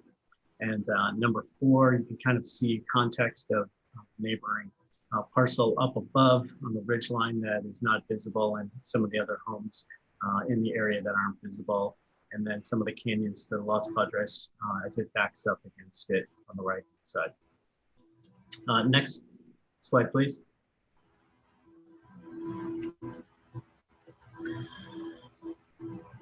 Here's some photographs taking of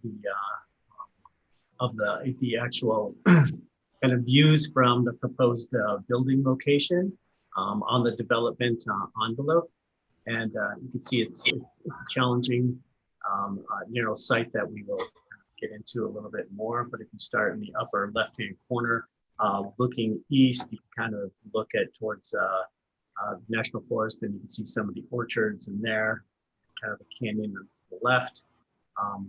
Looking straight ahead from photograph 7 through 9, the views and of the ocean views facing directly south. And again, those kind of cypress trees below there. And Progress. Can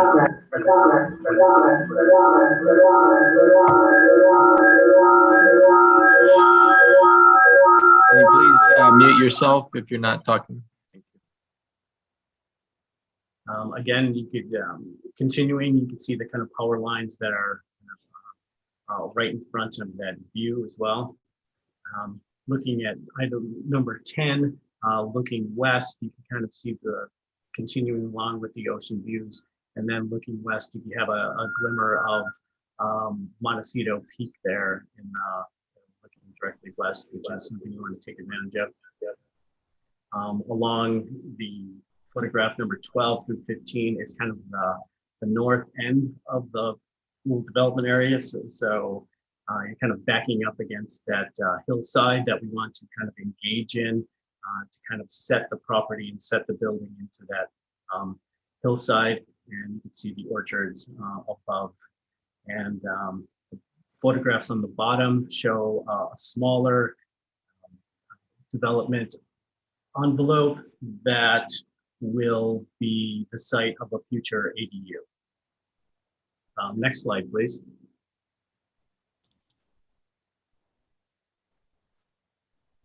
So this is kind of a site analysis and kind of concept diagrams and images that we see moving forward with the project.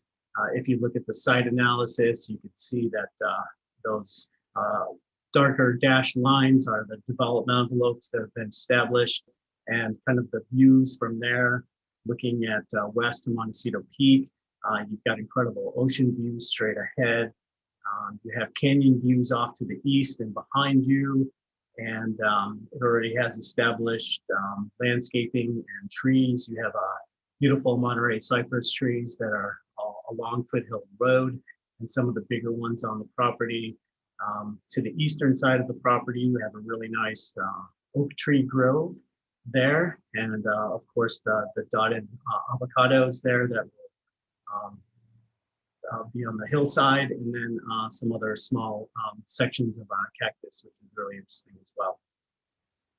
If you look at the project concept on the lower left, just taking a cue from the existing site and some of the avocados, looking at kind of a rough exterior texture, kind of with a smooth interior, and then looking at solids and voids is kind of like a concept that we're gonna explore and move forward with.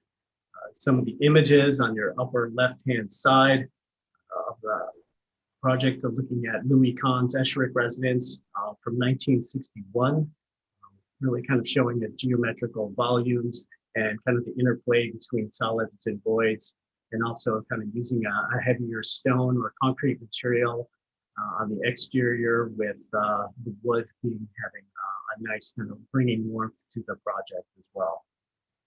Some of the other projects is from the architect Manuel Cervantes from Mexico, and kind of using similar forms and similar materiality that was just done last year. So you could see, in a sense of 80 years, kind of this kind of timeless interplay between materiality and volumes is appropriate for the site. Looking at the site section, concept section above, you can kind of see the two volumes that are kind of split and kind of moving with the hillside and taking advantage of the views and kind of engaging the hillside as well. If you look at the partie diagrams on the right-hand side, again, we're challenged with taking this whole program into a very tight, very limiting, challenging area. And to do that, we're kind of breaking up the volumes into smaller pieces and then kind of arranging them on the site. And one way to do that is to efficiently is kind of stack them on top of another. And that's where we're getting a little bit of the height that we're asking you to exempt us from. So we could get further into that. But looking at that, just kind of arranging them indifferently. So the building, instead of one long mass, will consist of smaller volumes with circulation space between them. Next slide, please.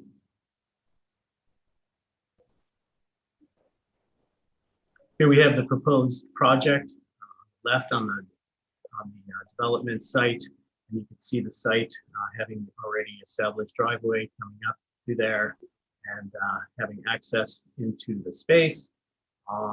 Again, consisting of a series of volumes and connecting spaces in between that.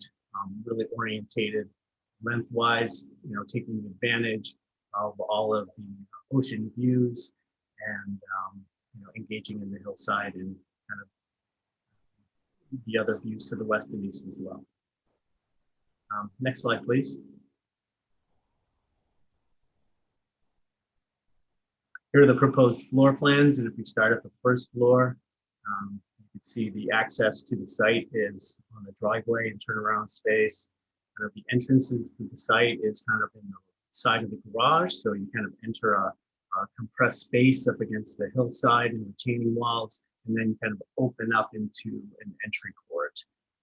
Again, the concept is really kind of come into the space and kind of it unveils itself as you move through the space.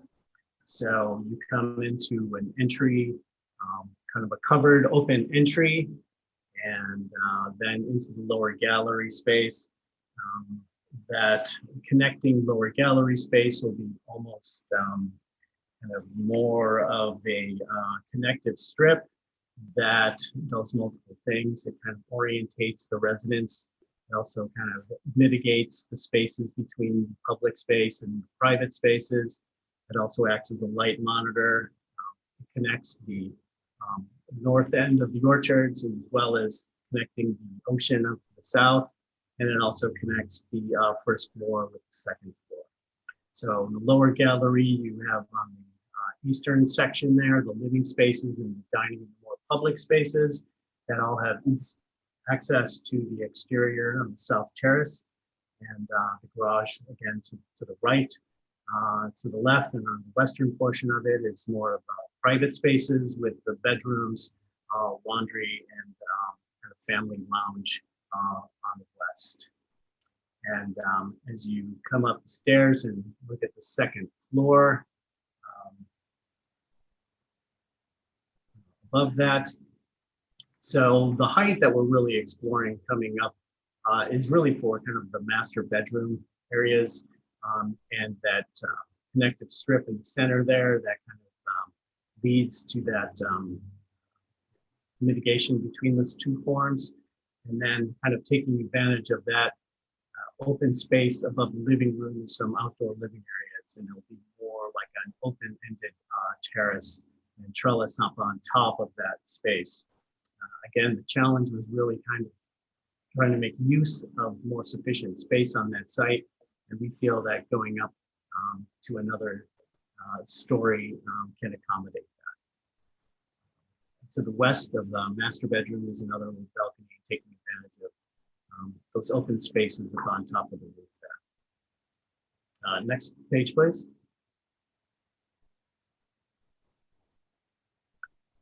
Here are the exterior elevations. And if we start at the bottom, this is the north elevation. So reading left to right, you're kind of moving into the garage and kind of through the entry sequence and into the entry courtyard and into the entry space that way. It's kind of carved out and defined between retaining walls and to the forms itself. And this is a little bit more solid. Again, it kind of makes a cue towards the hillside and kind of engages the hillside and back of it. This is more of kind of a solid end of the piece as opposed to more of the open void space of the next elevation, of the south elevation. So again, they're consisting of like a series of volumes and trying to find clarity within each own kind of use and in volume. And then those are distinguished between the connected spaces by materiality. The volumes will probably consist of more of a rougher concrete or a stone, and connected spaces will be an exterior wood cladding, really bringing some more warmth to those forms. Again, the south elevation, see to the right of that is the kind of shade structures kind of carved into that space to allow for some sun and light mitigation and openness, bringing the views to that. On top of that space is kind of an open wood trellis for open second floor living there. Again, kind of above the views of the power lines and trying to take advantage of that as well. And the west elevation on the upper left-hand side is the kind of the lounge with the second floor master suite right next to that. And those are really kind of located in the middle of the site and trying to, arrange the series of boxes and volumes, kind of break down that whole mass. So that's really kind of the idea behind that. The east elevation, the upper right is kind of the entrance into the site. That little slit to the right of the garage is kind of the compressed entry, starting the entry sequence that goes into the courtyard.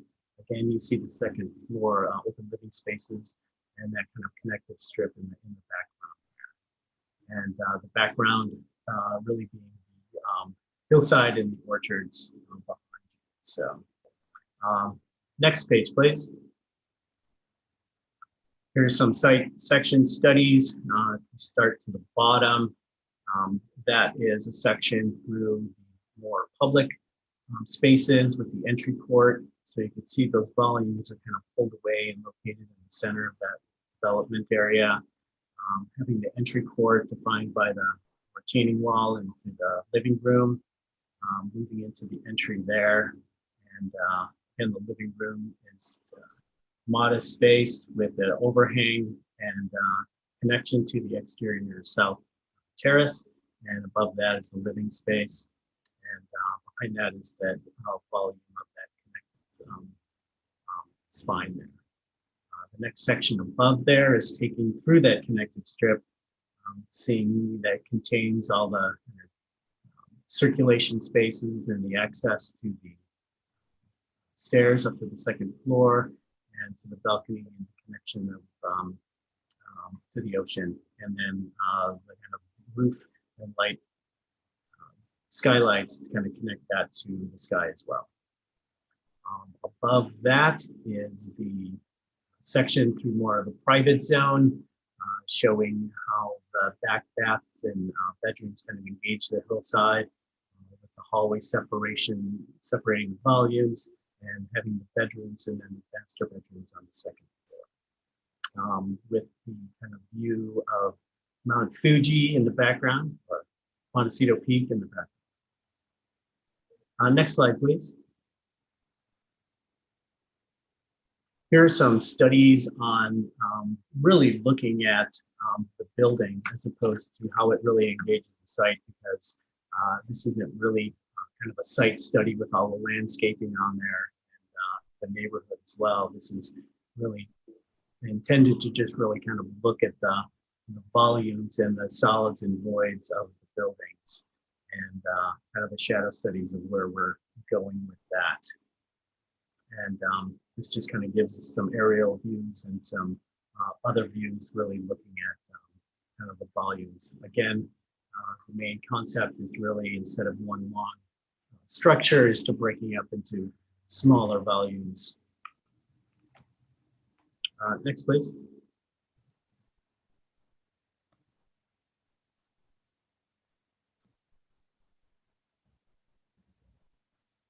That's the last sheet in that set. Got it. Okay. So at this point now, I'd like to give it over to Ellen. Thank you. And did you by any chance receive a few additional sheets for us to present today, or did those not make it into the set? They weren't as of this morning, but let me go check the box really quick. I'm going to stop the share and see if they threw them in late. Yeah, Kaylee, I, in the direction of Leah and also our planner Veronica, I submitted about 3 extra supplemental sheets that really went through kind of the neighborhood context. Okay. Showing kind of Let me see if they're in there. 1 second. I just downloaded everything at the beginning, so they could have gotten slid in there after. Hey, Kaylee, I haven't added anything since the beginning of the meeting. Okay, I'm not seeing it then, unfortunately. Is this agenda for concept? Because then they can show their screen if it is. Yeah, if you guys want to share your screen to go through those, but let's, do you have them available to you so you can share? We do, yeah. Carl, would you mind bringing those up?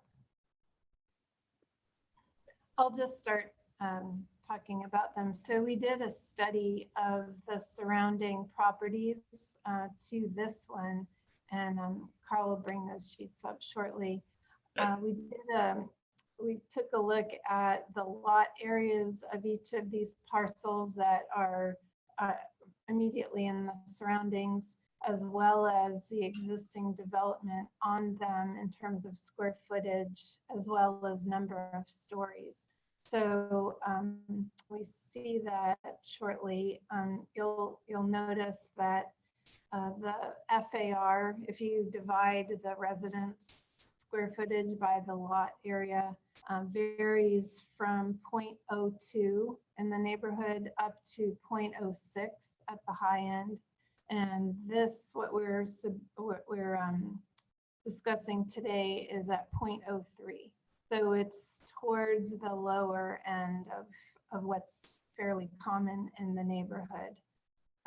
In addition to that, the number of stories that we were able to find on adjacent lots are, for the most part, 2-story residences, and largely they're kind of built into the hillside, and then generally having a 2-story aspect to them. So in this image, the very light pink parcel, the 30-40 foothill is the subject property. And then, as you can see with the data that we've added to the surrounding properties, immediately to the north of us is and I think that's an error of decimal point, it's 0.04 on a 20-acre lot, and it's a 2-story structure. Much higher on the hill relative to our location. The topography is headed upwards with these topo lines that you see. So what we're proposing is much more within the height of the hill and therefore much less visible. Off to the west of there, we've got at 3045 Foothill, a property that's got an FAR of 0.02, again with 2 stories immediately adjacent to us. Just below that at 350 Toro Canyon, we've got another 0.02 with 2+ stories that we were able to see from taking a closer look at those homes. So we could look at this in more detail, but just to give you a flavor of what is typical in the neighborhood, what we're proposing is, as you see, 0.03 with 2 stories, and it seems to be right in there with what's fairly typical for the area. On the next page, we'll see a visual and aesthetic resource information about photographs of views from various locations within the vicinity. So the number 1 photo is looking along Foothill Road in the direction of the parcel and the slope that 2-story house would be located. Trees and right along the road and make it very difficult to see anything higher up on the hill. Image number 2 is coming up Foothill from the south, looking straight in that direction and showing that where this would be located would not affect the view shed for anyone in that area. Number 3 is from lower down on the elevation and headed in our direction. Again, showing that our property for this development would not negatively impact anyone's view from that vantage point. 4 similarly, as well as number 5. And then on our final page, we have a couple more images right along Foothill to demonstrate what things look like from very close proximity along Foothill. And that's these 2 images at the top of the page. The number 2 image is right at the driveway off of Foothill and looking up in the direction of where the development envelope is relative to these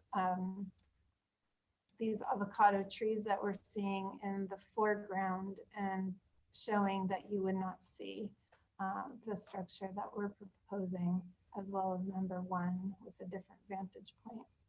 This sketch section at the bottom of the page is showing the 25-foot height and how we're below that and within the realm of the trees and the surroundings that really, in some sense, are the context of this proposal.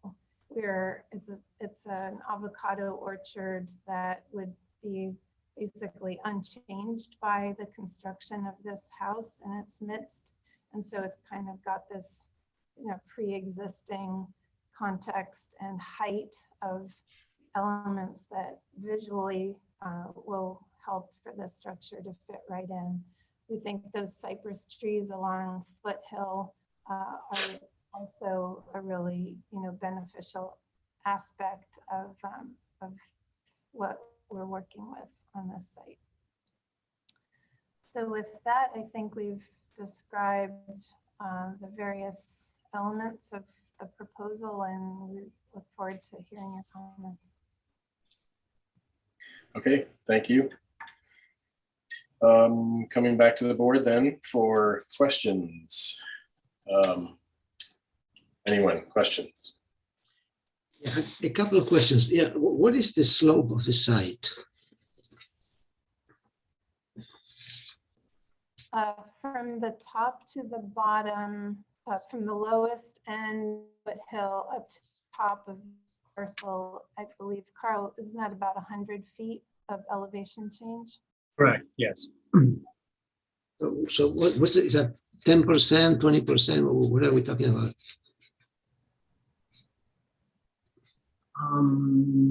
Okay, all right. Not, I think it's on the front page. It might be on the front page. Yeah, and the cover sheet would give that metric. Sorry, we're not just Okay. top of mind with that. And the planner, what is it? Veronica King, she's not here, right? No, but I'm familiar with this project, so I can answer planning questions. Oh, okay, okay. So maybe there's some planning questions. So what's the height limit here? Is it the 16 feet or is it 25? Yeah, it'd be 16 feet because it's rural hillside ridgeline, so it's a 16-foot height limit. And the yeah, that's why I was asking about the slope, because usually it has to do with the slopes too, right? 16 feet in 100 feet. Within 100 feet, yeah. So it's clearly within that framework. Mhm. Okay, and the side section, the one you show at the end, that's the side section that you would like to show, right? I mean, that it's not in the drawings, but it's in the second document you showed.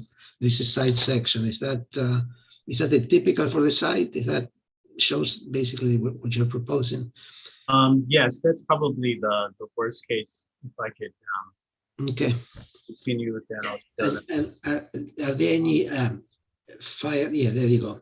Yeah, it's probably the worst case scenario. It's kind of on the tougher, it compressed area of the site, and it kind of flattens out a little bit more towards where the driveways are located in the other aspect of the site. So this is kind of the worst scenario. Do you have any fire access issues, or it's pretty straightforward, or you have to do something to accommodate the fire truck and the turnaround and so forth? We do have that, and there was a previous application years ago, and we've had discussions with Summerlin Carpinteria Fire Department, and those driveway widths have already been signed off on, and we do have an approved motor court turnaround access space. So there is no concerns with fire access and getting into the site. Okay, great. The main set of drawings, there is a topo survey map where we could show you exactly where that hammerhead is for the fire truck turnaround, if you'd like to see that. I mean, I'm looking at page 5 on the, is that, yeah, okay. I mean, it doesn't show that, yeah, I mean, it shows an area called, yeah, there's a fire truck area somewhere in there. Yep, there you go, next page. There you go. Okay, very good. So the okay, those are all the questions. Okay, sorry, where is the hammerhead? It's right there. Yep, that where you're showing it. It's not drawn, but it's it fits in there. Okay. Okay, other questions? I just had one question. I think it was image 5 on the sheets you showed, Carl. Where was that taken from? Is that visible from like a public road, or? I'm sorry, which? It's like a drone. Was it? Yeah, I wasn't sure if it was a drone shot. I think it was image 5 on your 3 sheets. I can stop my share so you could bring it back up.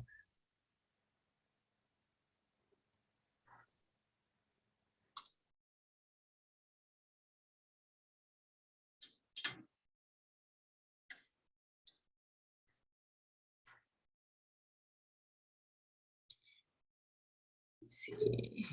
Yeah, this image 5 on this sheet. Where is that taken from? That is just a Google Earth shot. Okay, I didn't know because it's where the house seems most visible, so I didn't know if it was from a road. Looking back, and then just in context, you could see some of the 2- and 3-story properties around that.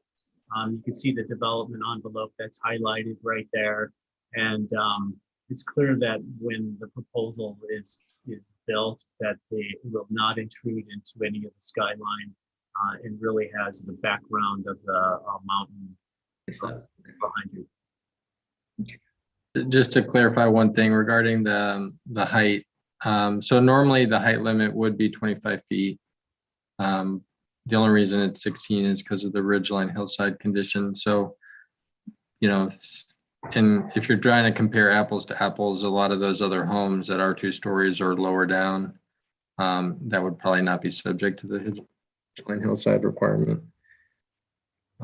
Just to keep that in mind. Sure. I'm not I'm not certain about that, only because we're seeing properties at our elevation and higher that have just as much height and as many stories as what we're proposing. If we maybe, Carl, we could go back to page 1 of this set. I think we'll just let the planners determine what district it's in, and we'll just analyze it from whatever information we get from them. So do we have other questions?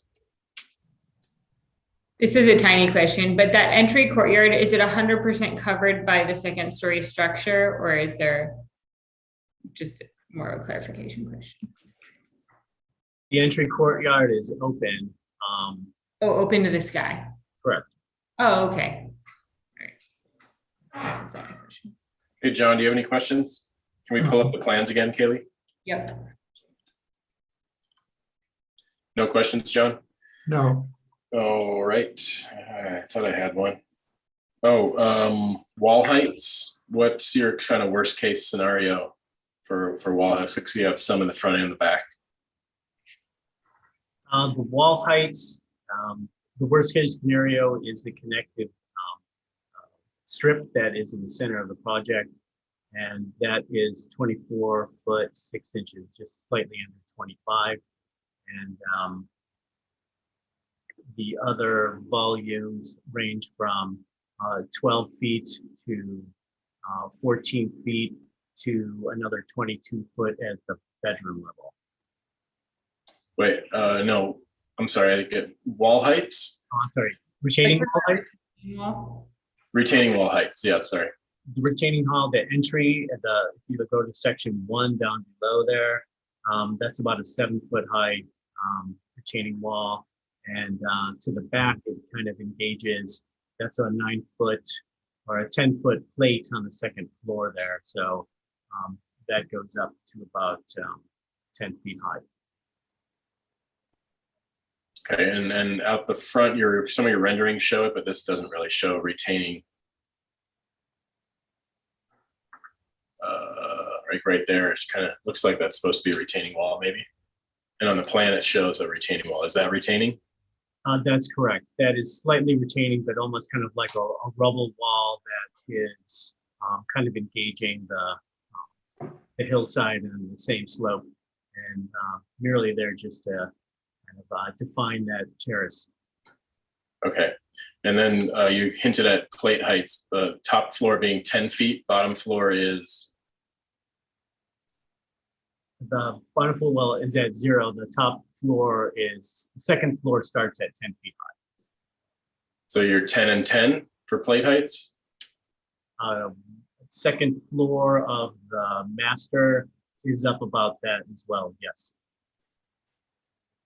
So okay, the bedroom wing, so when we're looking at the south elevation, the left half where all the bedrooms are, that's a 9 foot ceiling for those bedrooms. And I believe upstairs, Carl, it's a 10 foot plate, right? Yes. And then when we're on the right half of this same south elevation, it's a 12 foot plate in the living room. Okay. So there's a variety. That's why it's a little bit hard to answer your question. Yeah, no problem. That works. I got it. Okay, so, and you don't have a grading plan yet, right? Correct. We do. Okay, okay, I think that's all my questions. So, is there anyone from the public? No, there's not. Back to the board then for comments. Mr. Berdiak. Well, I think it's really a good project. I like it a lot. I think the space planning is good and taking advantage of the views. But there's one comment I'd like to make. I think when you drive up there, your tendency to go to the front door would be your left. But actually the front door is on the back, which would go to your right. So the entry indicated there seems kind of modest. I think that maybe that should be a little bigger or a little more enhanced to, invite people to go around the back. You have a nice sequence of events once you start walking through there by the garden, etc. And it just feels that after, the first impression would be, to make that a little bigger or a little more obvious or enhanced, what have you, so people would go there instinctively instead of trying to go to the left. That would be my comment. Okay. Let's see, Ms. Grubb. I was having a similar feeling about the entry, just to add on to John's comment, I think the feeling to go to the left, you could probably be shut down with the landscaping, with a certain approach to landscaping rather than architecturally. So other than that, I think it's a nice project and responds to the site well, despite being a massive structure. I'm curious, maybe from both of you, about the height limit issue, if you have thoughts on that.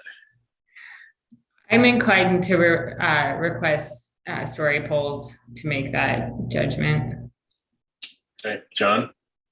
Well, it just, it's like Alex was saying, what's the slope there? I mean, if the overall slope's over 30%, does that mean that it should be restricted, or, I'm just not that familiar with it.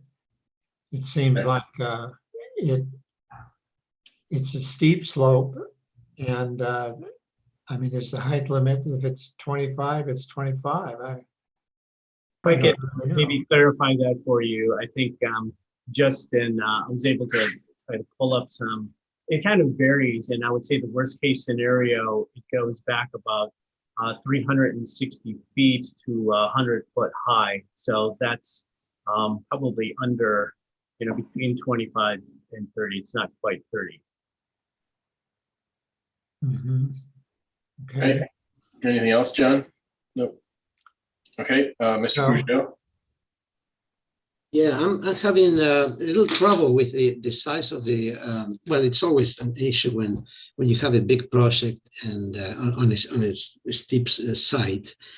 Was adding the square footage, I think we're about, 5,200 net, which is probably something like 6,000 square feet gross. And then you have maybe an ADU in the future or something else in a site that it seems to be somewhere between 20 and 30%. So that's always a big thing. We're a little bit hindered because we don't have really staff support. We're supposed to have a staff report or the planner to come and really talk about the project, and we don't have that. Also, the site sections is a little bit artistic and it's not very clear. Maybe two, going from property line to property line across the slope, and maybe going a little bit further more, maybe just to give you an idea, at 16th inch scale or something like that, so you get to see in the page the whole approach. And so those are really the issues. I don't think the front door or the back door, those are really things that we need to see later on. I think right now we're talking about mass, bulk, and scale appropriateness of the development on the site. The existence of other larger houses in the neighborhood, I think we need the planners to provide input on that. It may be, as Alex mentioned, that maybe they're on a different kind of slope, or that they were there before the ordinance came into play, etc., etc. I think we need more information on this project before we give the applicant direction as to which way to go. So if I could add something, this is Alex. I mean, I think staff's perspective is we have some concerns from a compatibility standpoint in terms of the mass bulk and scale, given the amount of the exceedance over the height limit. So, but if your board is willing to consider the height limit, given how we've treated other situations like this, I would strongly encourage story poles before reaching that conclusion. Yeah, I think in the sections we usually show the existing grade, right? And I'm not sure if we use the pad as an existing elevation or we go to the natural grade, imagining how it would be before it was graded. I don't know which way the staff would like to approach this case. And then you offset that 16 feet and you put your house and then say, well, this is the 25. And then you have something that we can really, pass judgment and do that in a logical and fair way. So we treat everybody the same way. I think right now we don't have all these documents. The sections on slide number 8 don't really show a lot. They just show the house itself only. And it's not really clear what kind of exception you're requesting. Is it like 3 feet here and 2 feet there, or is it more like more than that? I think you need to show exactly where, how, and then of course how visible this is. Maybe a site visit, maybe even without story poles or with story poles at a time. I think all that will need to be to play out. I'm not really able to now just to pass judgment on this project. Like I said, it's a large house on a steep slope, and this board always has issues with them, and some get resolved, some don't get resolved. I'm not sure where, I'm not ready to pass judgment on this project yet. Okay, yeah, thank you. I think I'm in the same boat here as Alex. And a couple of things, definitely story poles at some point. So I am worried about the height and also the size. I mean, for the lot, I'd like to see a grading plan, better sections through the site with the house, and also include the height limit on those sections so that we can see how much of the house actually exceeds that limit. At least a preliminary grading plan would be nice. And then as far as, we don't really look at FARs on this board. And then as far as screening existing, we have trees, yes, but if they die, then what are we left with? And then generally speaking, in terms of the mass, I think that it could be better nestled into the hillside. It seems like you have the top stories are actually pushed forward on the building, whereas it seems like they should maybe wedding cake back just a little bit, at least some, so we don't have a 2-story element right at the front of, I guess it would be the western half of the house. But I think, again, more information is needed to really see how this thing sits on the land. But it seems to me that it could be better nestled into the hillside. And by having the entrance behind the house, you are having to push the house out towards the top of that slope. So I don't know, I'm having a little trouble there. And then where you do enter to the front door, I mean, that wall is pinched right at the road. So that's going to be, the proximity there is something to really see what's happening there. And I guess that leads me to a question. And what is this road once you get beyond the house? Is that access to someone else's property, or is that for the orchards? Is it a dirt road? Is it asphalt, or what's the proposed and the use of that road? It's an asphalt road that was providing access to the next property north of us. This property was subdivided off of a larger one. Okay. In 2002. That road still serves a purpose, though, of maintaining the trees. So it's a working orchard, and there are folks that come by and keep them watered and cared for, and so that road continues to serve a good purpose. But you're right, it looks like it's headed nowhere, but because of the orchard being there, it's still useful. So it's no longer access to the house above then? Correct. They have another road off of Toro Canyon, I believe, that comes to the back of their parcel. It's a 20-acre parcel up there, so it reaches far to the north, and it has another access point up there that is separate from this. Got it. Okay, so I think that was pretty much it as far as my comments go.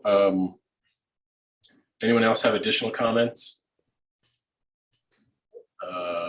Alex Tuttle, do you? Well, I guess the question is, do you want to schedule site visit and story polls for the next time you see this? Or do you want further information first? I would recommend more information first, but I guess we could leave it up to the applicant. If they're convinced of this design, it's just risky, given there'll be more members here next time. And I have pretty serious concerns about the second story on this and the fact that it's pushed forward. But again, I think we could leave it up to the applicant to decide if they want to put up story polls or mess around with it more and come back one more time to give us some more information about the site and a little bit of grading and et cetera. So how does the rest of the board feel? I feel I agree with the chair. If I were the applicant, I would try to address some of the comments first, because you may not want to do story polls twice. Yeah, I agree with Chris and Alex. I think after some revision, then maybe putting story polls up now might not be valid till later on. So A little premature. yeah. Okay, so Mr. Tuttle, can you want to read back what you have just so we're all on the same page here? Sure. Yeah, I'm not so positive about some of these, but I have, at least from a couple of the members, architectural style is acceptable. Provide more site sections and include relevant height limit, and the elevations need to show height limit to understand how much height exceedance is proposed. Provide grading plan and conceptual landscape plan. Consider nestling residents more into hillside with pulling back second story from the front edge.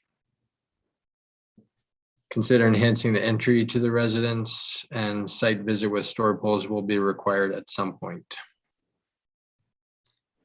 Yeah, I think we need to preface this where the board is unsure as to the Mass bulk and scale. yeah, because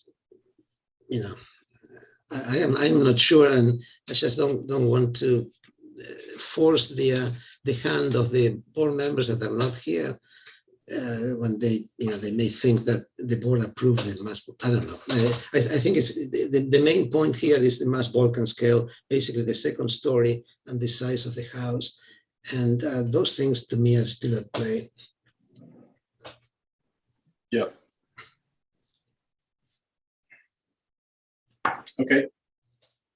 So then I think basically we'd be returning for further conceptual. Okay. Yeah. Whenever you're ready. Right. Okay. Do you all need any clarification? Carl, Ellen, are you guys pretty clear on what we're asking? Yeah, I'm clear. Okay. There you have it. Then we'll see you next time. Thank you very much. And that is our final item of the day. So, someone want to make a motion to adjourn? Or have a joke for the end? I'll make a motion to adjourn. All right. I'll second the motion then. All right. And all those in favor say aye. Aye. Aye. Opposed? Motion carries. All right. We'll see you all in 2 weeks. Thank you very much.